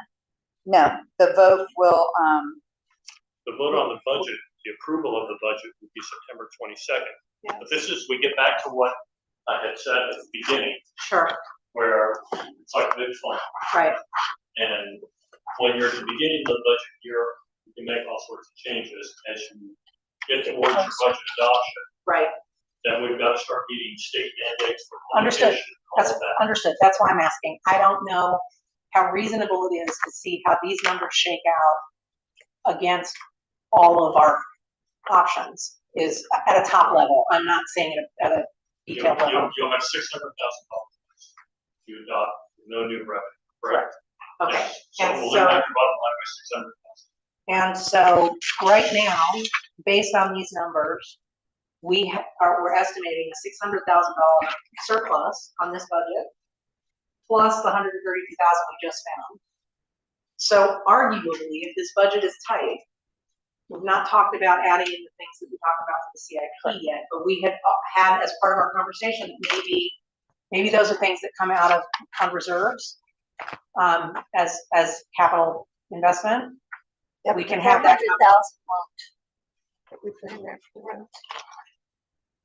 What I'm saying is, arguably, setting aside how we spend the money for the CIP, between the $600,000 surplus we already thought we were gonna have, and the 132 that we identified that covers that difference. Arguably, we could at least consider doing a no new revenue tax rate for this budget year. Am I mathing correctly? well, I don't have the numbers for the CIP. I'm saying set aside the CIP because I think we had a conversation tonight. I think we would at least be open to having a conversation about using fund reserves for that. So I think, going with a no new revenue tax rate would be, it would be very, very tight. There would be no room for movement. We I run mean, into a problem. if our excess is 600,000 and we're giving up 600,000, I mean, there would be no room for any movement whatsoever. Right. I mean, it would be so strict on the budget that we had to, literally watch every dime that we spent and every penny to make sure that it was legit. I think the only other comment that I would add, just thinking broadly, we don't know what's gonna happen. Not the same. 100%. And I know that the interim committees, both in the House and Senate, are looking at various proposals for tax relief. Mhm. Focusing on schools, that doesn't involve cities of any legislative action. What the de minimis rate will do for us, it preserves the ability at some future rate, whatever you do, you lock yourself into that state mandated minimum income year. So if we adopt the lower rate now, we're starting at the start date further back when the state says, you now I have see. to vote. I see what you're saying. Yep. Citizens. I see what you're saying. Yeah, so that's my concern. I wanted to ask the question. No, it's a valid question, and I think it has merit. It's just that, looking at it, we assume that the minimis rate does revolt from it. And that was the assumption forming the budget. If we want to go another route, quite literally tonight is the night we need to hear that. Doing some other tax rate other than the minimis rate, because again, we're gonna start publishing documents. Understood. I'm not, meeting the state. I understand. And it's unfortunate that we don't really know what those numbers are until we get the numbers from the county. And so there's this very accelerated, I understand all of that. Absolutely. I'm obligated as a representative of the community to ask the question. This is, I think, tough times for people. And if there was a way for us to say, hey guys, we're not gonna raise your taxes this year. We're gonna tighten our belts.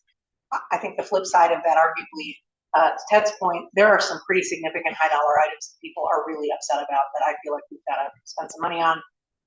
Maybe this isn't the year. Well, we're glad you asked the question simply because it shows that we're taking this portion of our responsibility seriously, not just rubber stamping. Yeah. Yeah. That's why the city's. So I always think been we ran this way. can't, yeah, I think we can't. That's why it's always been this way. Okay. We haven't done this. Yep. So the minimus rate as compared to the 2026 rate. So I look at this number, what is the actual percentage of increase that we'd be looking at? Is it 15.43%? Yeah, it should be It's 15. I think that's fine. So we're looking at a 15.43% rate of increase on city tax. Which actually, If we adopt the de minimis rate. It still puts us as the lowest tax rate in the region. well, Other than- so other wait, than- wait. Agreed. We but also Social don't Security is fire forecasted to go EMS. up 3.8%. That's true. These cities you're comparing to, they have fire and EMS and other things. So, I mean, we're actually pretty much at average because we don't have other services like that. Well, but in terms of a tax burden, If you did the math, like if we were paying those extra things, it would be a lot. understood, It but would then be in way that higher. case, the sales tax piece that the ESTs pick up The library. wouldn't be, yeah, I mean, so, right, I think that's a. Yeah. But, That's the other aspect, we don't have sales tax. Yeah. So you Yeah. can't look at that number and be like, oh, we're extremely low. Yeah. Well, it's not the whole picture. I mean, I'd love to have some of That's these fair. big bucks, That's fair. retail, No, it's fair. That's just. it's fair. Because we don't have any utilities. Agreed. 800,000. We can't. So then, I mean, I think the thing we say is that the only way to consider no increase is to start cutting things pretty to the bone, and I think we're pretty conservative already. I'm not asking for any new positions this year. Thank you. But I think in other respects, I think the fact that we come in under budget every year, the fact that people are mindful about what they're spending. We're fiscally. We are conservative fiscally city. conservative. We've always been that. Well, with that being said, this is the first year we have the road program, the 5-year plan, and we're Yes. sticking to that. Right. You know, last year we did some repairs. We didn't do everything that we had budgeted. That's why we came in under budget. Right. You know, this year we have a program, we have a plan, we Yeah. have all these things in place. We're formalizing some Correct. things, right? Correct. And you had a lot of personnel changes. You had a lot of things, you know, so there wasn't any continuity there. But now I think we have that. And so, I mean, So what I'm hearing you say is that the budgets are becoming, we're dialing in a more accurate reflection of what the city's actually doing. Right. And so as the planning converges with the budgeting, that number shrinks. gap is gonna shrink. yes, gap. we are We're gonna very, be, yeah, yeah, we are very conservative in Yep. our projections of what we're anticipating. Yep. I mean, trying to get it down to, I mean, as close as we possibly Right. can. As a fiduciary responsibility for, you know, the constituents in the city, so. So the increase, I want to make sure I'm reading this correctly, that the increase, the de minimis tax rate, the increase now is $295 per 100,000 295, 343. annual, that's for the year. For the, yes, the de minimis for this year, it's 295 per 100,000. That's the total, that's not the increase. For $100,000 Right, property, so the your total increase- taxes would be 295. An increase is Of over the 35, $35.54 over last year.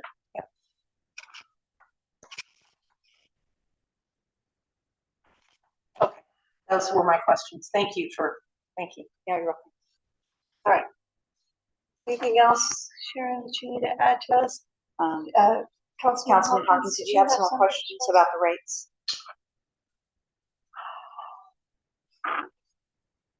If we want to consider anything other than the de minimis rate. Now's the time to discuss it. It has to happen tonight.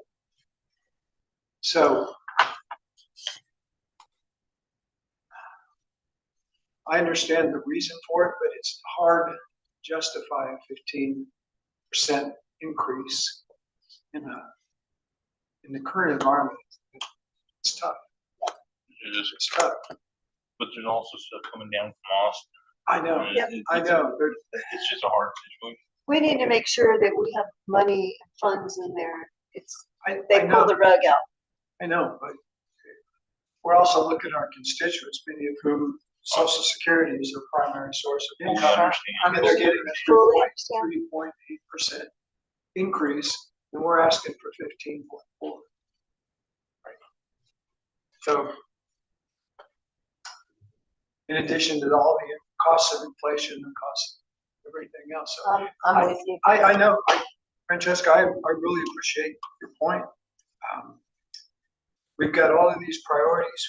We need to, we're not being imprudent with the city's money. We're trying to do everything that we can to cover the needs of the city. We're in a very tight We're in a spot. very tight spot. That's exactly what it is. And there's no way to wiggle out of this. If we were in a situation to where we had more sales tax Yeah, agreed. revenue coming in Absolutely. and we had Absolutely. more There is land. there's no Superman. Correct. We There's no have sales no tax. land to grow. I mean, what's Yeah. growing now is We're- maybe some property taxes and what has, gonna be Yeah. new or what's Thorn coming Bush in. and something else. But we survive from property taxes. That's what, Which is unfortunate. it is Yes. very unfortunate. Yeah, But absolutely. that is the choice of, keeping our town small and where we came from and hill country. And we're not the only ones, I sat yesterday with Blanco and Johnson City and listening to them, they're in the same situation. We are all. And, we don't have an answer. And we're having to until we figure know what out- legislators gonna do with us. Right. So, and the other piece of it too is that the things that we are beginning to undertake as a council are things this community has been asking for a very long time. Long time. And so the trade-off is we've gotta We've spend gotta the have money, money. we've gotta do it. And, because the alternative is to not do those things and then we're worse off. We've also made a very conservative decision not to issue debt. Yes. Correct. Right. Exactly right. That's a good point. Right. Right. We don't issue, we never issue that. Nope. We've And so never issued. we're paying for it on a pay-go basis. And if I have to argue with a constituent, I'd rather argue for de minimis than I would have bought.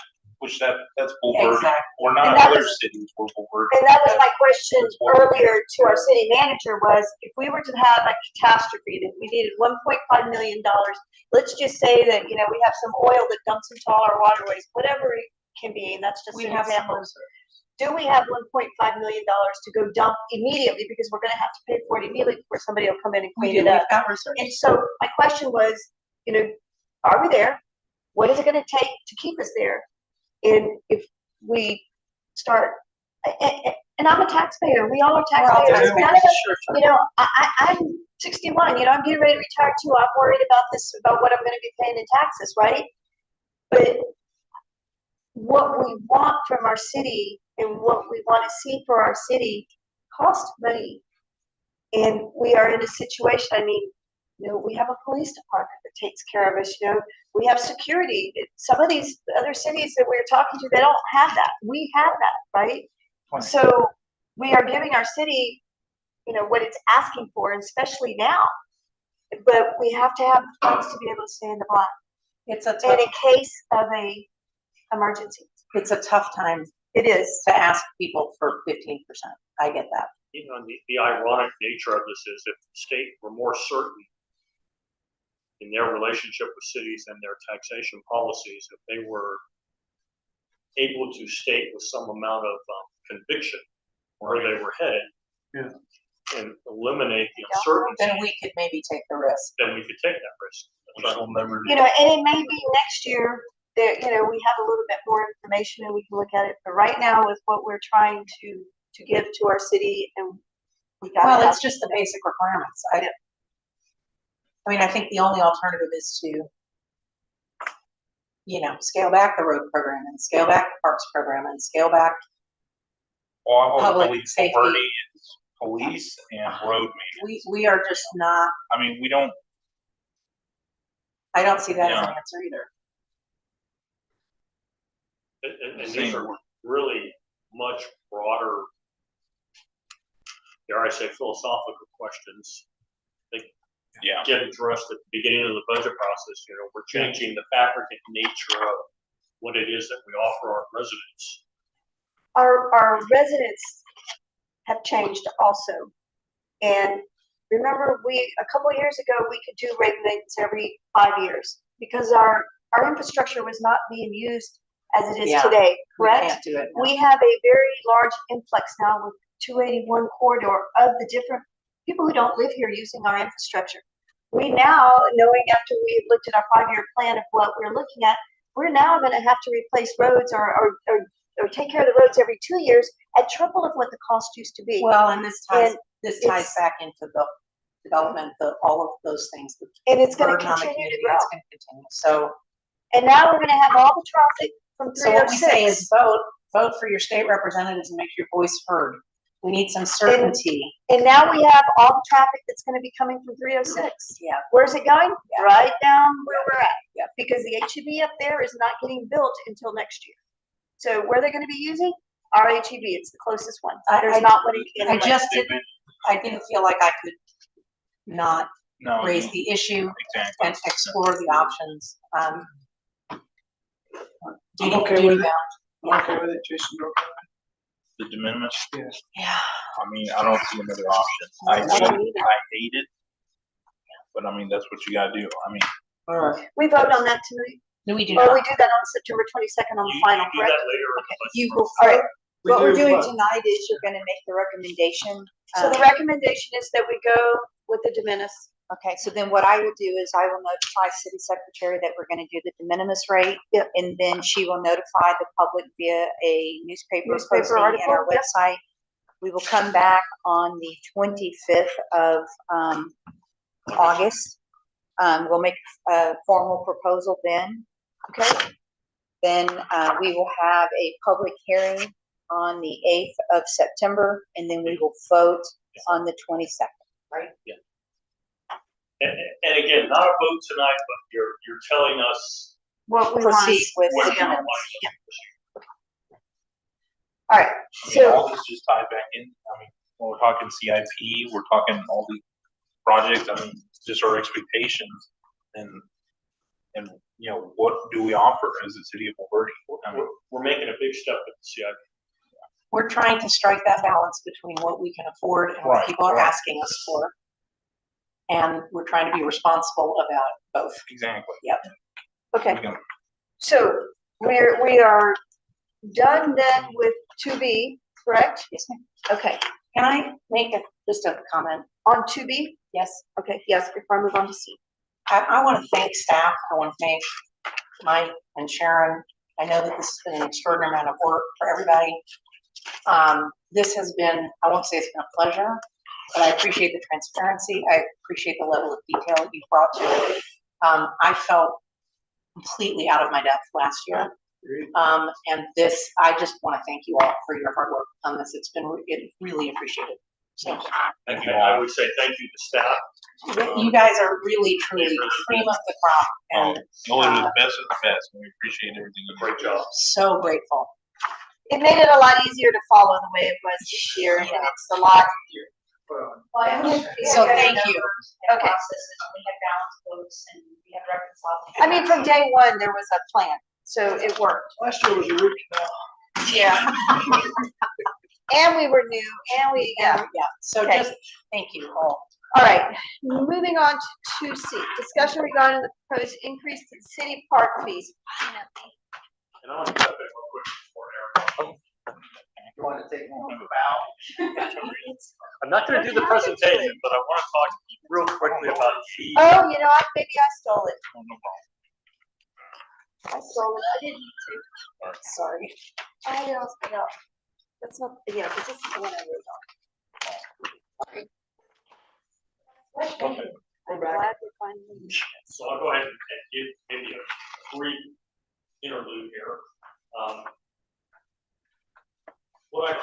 I started asking about fees was that we never updated.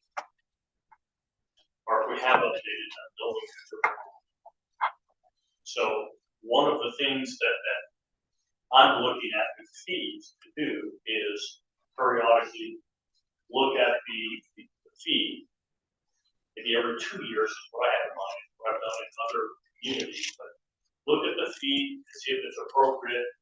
And as I've told previous city councils, a third of the time we're going to reduce it, 2/3 of the time we're going to increase it. The fee is more expensive than it needs to be. We're going to bring it back down. It works both ways. Right. So the other thing we want to look at with the fees, and city councils in the past have asked, well, what's an appropriate fee? We do a lot of things to look at fees. We're going to look at maybe what other communities are doing, things, we'll look at actual costs. It somewhat depends on the fees. One of the things that Aaron talked about tonight are parks and recreation reservation fees. Who's using our parks? That Residents was- or non-residents? That was the big deal. eye-opening. That was eye-opening. So that becomes So you a don't use part it of for it. corn. It isn't the case where I see us coming back every year and asking for fee adjustments. It's just that this year, it's been so long, if ever, that we have done anything with the fees that this may be the most fee adjustments that we ever ask of council in any given year. We've got to start somewhere, and unless directed otherwise, it's my intent to periodically review the fees and bring recommendations to you for your approval or denial. So with that in mind and with that spirit, Aaron's going to present his fee recommendations. We've done planning and zoning. I don't believe we had any admin fees under that we were looking to adjust. We're well positioned there. But we do have some adjustments on the parks and reservations with the full knowledge that 70% of our patrons are from out of Woburn. Yeah. So I'm gonna sit down. That's my presentation. Any questions?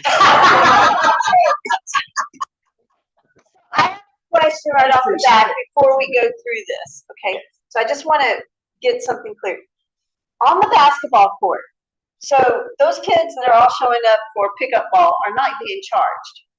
No, and the reservation fees are, it gives the individual that wants to go play basketball the right to play basketball at that reservation time. Now, it's a first come, first serve. If nobody reserved it, anybody can use it. Same thing with the pavilions and the gazebo. Just want to make sure that was clear because it came up as a question. Okay, good evening, Council Mayor. As Mr. Castro mentioned, we are bringing the proposal for the Parks and Recreational Rental fee schedule.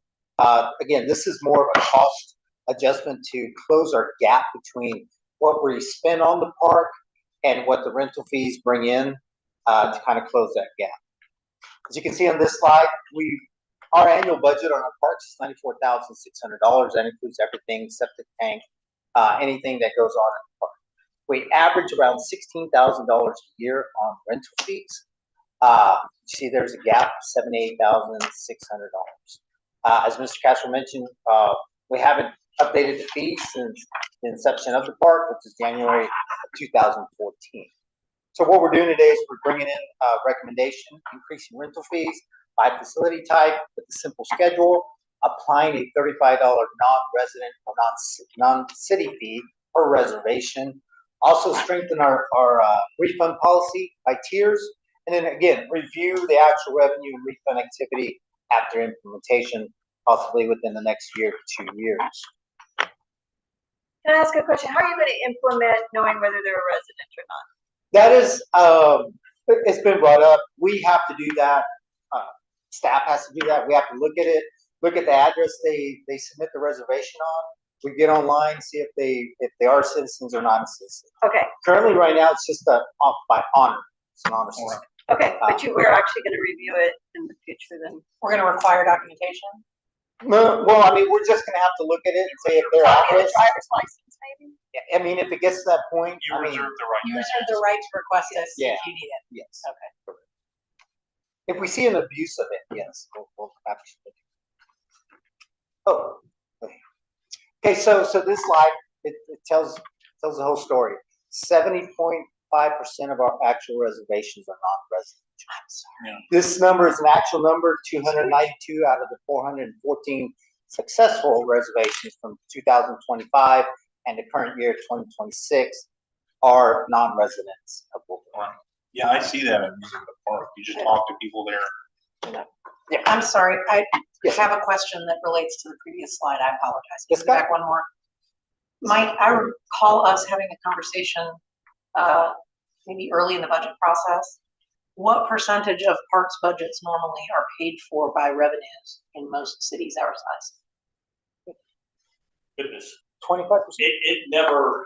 it never matches. I mean, I can make that. We never statement cover the cost. correct. I Okay. can make that statement with great confidence. Okay. Park as a business is a horrible business. No, I'm not talking about business. I but- would say I've never seen it above 1/3.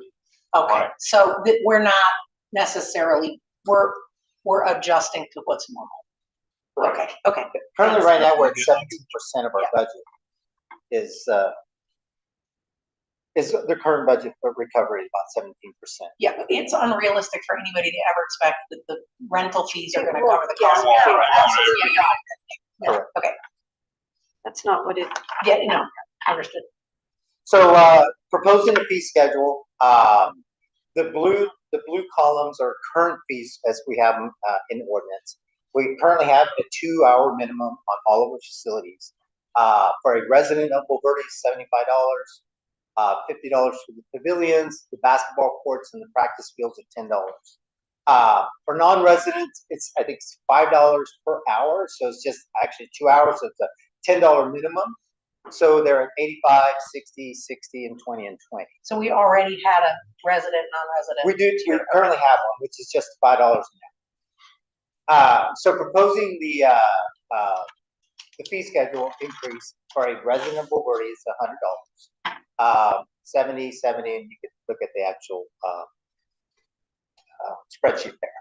For a proposed non-resident gazebo, it's 135, which is the bigger one of them all. And the pavilions are at 105, and the practice fields and the basketball at $55 for 2-hour minimum. What's the Hey. per hour add-on? I'm sorry, ma'am, I apologize. go ahead, you can answer. The per hour would be, for the gazebo, would be $50. It'd be, So it's just half of it's whatever. a half of 2 hour whatever the minimum. base fee is. Okay. So I have a question. Yes. I don't see organizational charges, like, we have organizations that come in and use the park, let's say like flag football, whatever. I guess that's practice field number one. Yeah. But shouldn't we charge an organization more than what we charge a residents? Some organizations, they have they're exempt from paying that, right? No, most all organizations, as far as like clubs and stuff, they use the field, they if they're a non-resident, they're gonna pay the non-resident fee. So they're gonna get charged the same amount as a as a family would. We're gonna charge the organization the same amount. Yes. I think that what I've seen in other cities, that we didn't explore this option, Aaron, but what I've seen in other cities, if an organization wants to come in and charge, let's say, based on a seasonal rate or seasonal period, over maybe a 3-month or a 4-month period, then there would be a premium for that, because they're locking up a facility. Absolutely. And there would be some rules also in terms of what the maximum they would be allowed to use. All of it geared towards leaving some available dates for residents, for taxpayers. Sure.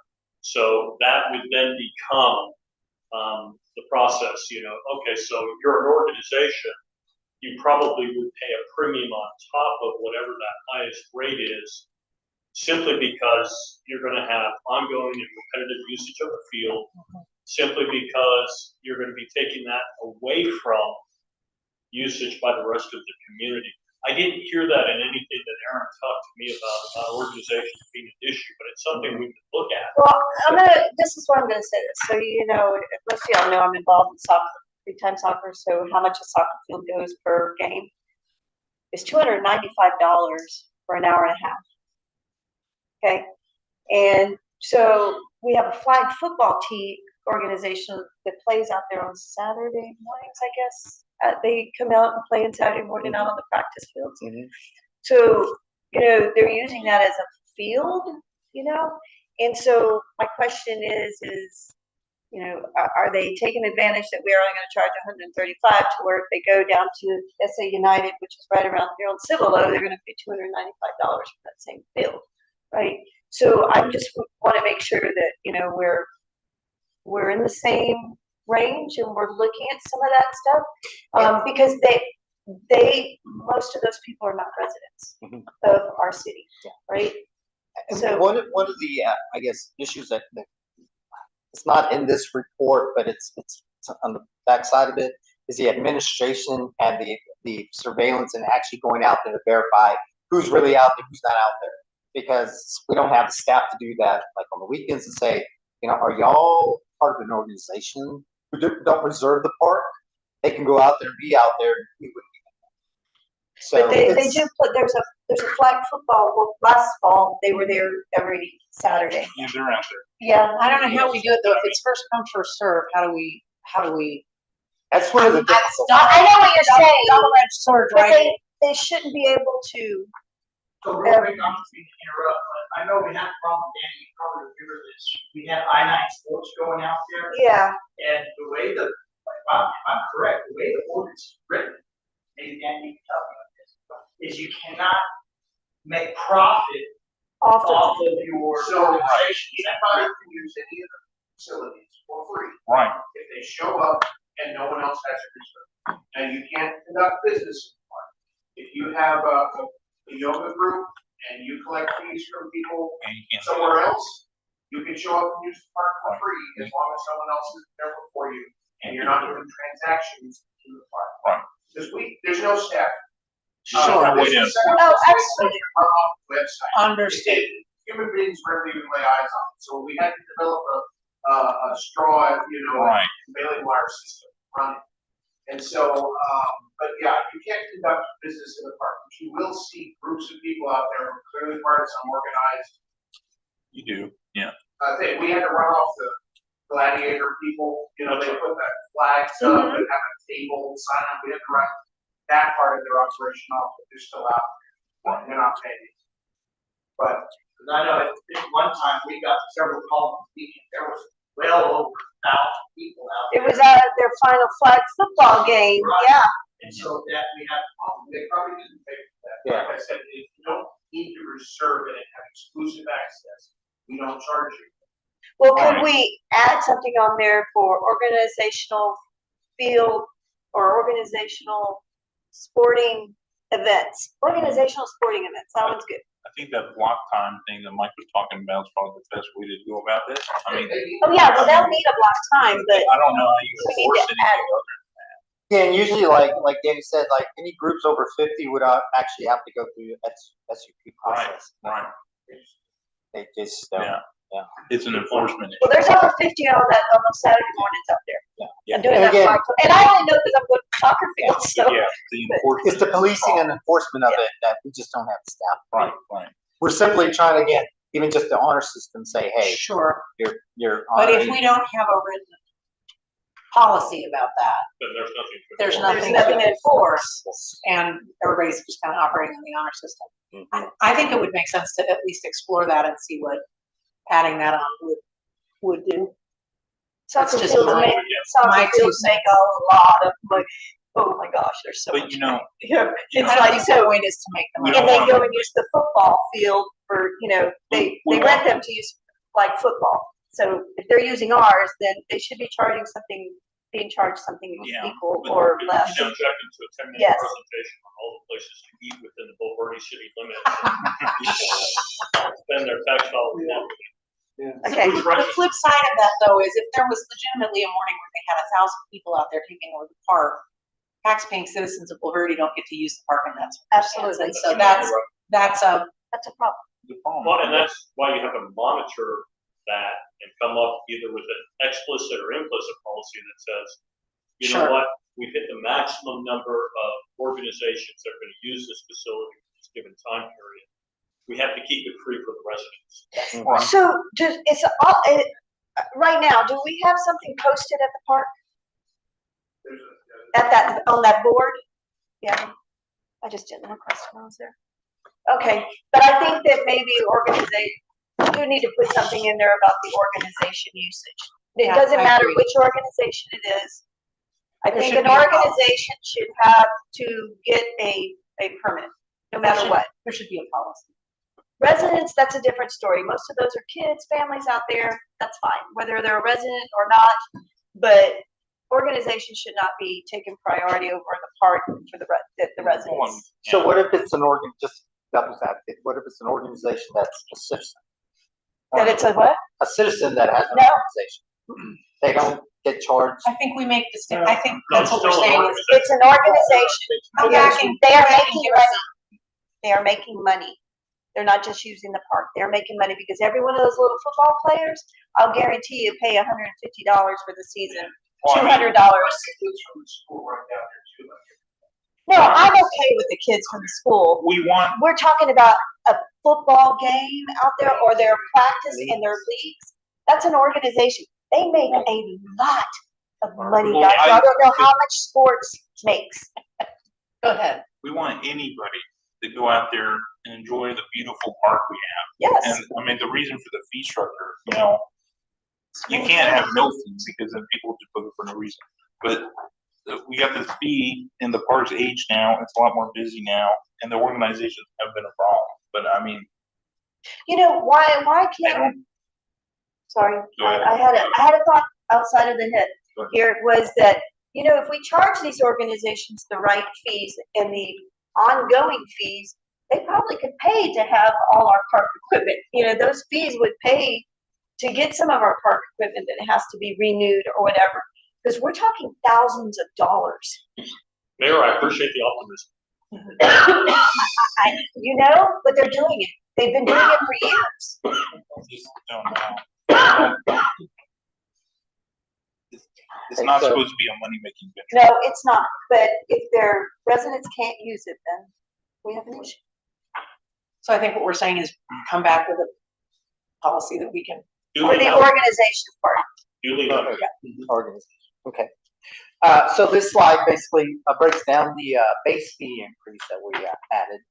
On using the current data that we have from 25 to 26, adding the actual new proposed base fee, we would increase our revenue, just the base fee by itself, by $6,078. Great. That would buy us a tree. Okay. So, as mentioned before, the biggest impact, big eye opener was the action on resident, the amount of people that use it. So using the current, again, data that we use 25 to 26, on successful reservations, adding that $35 non-residential fee on that would increase your revenue by another additional $6,100.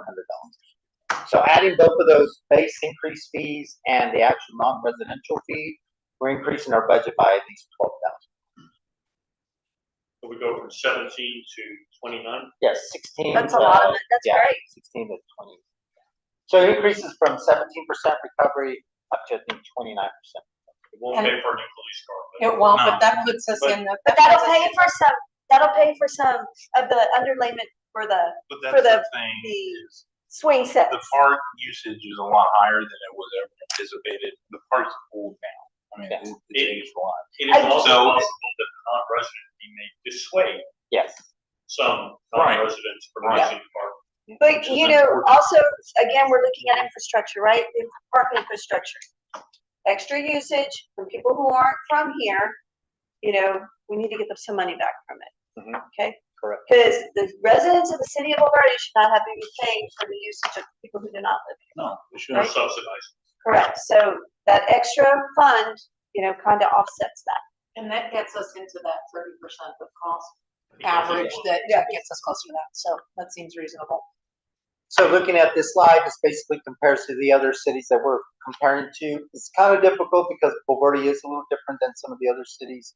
Garden Ridge, Braunfels, Bernie, some of those pavilions have, kitchenettes, park benches in there. Yeah, New So we're Braunfels just trying to be a little bit more competitive.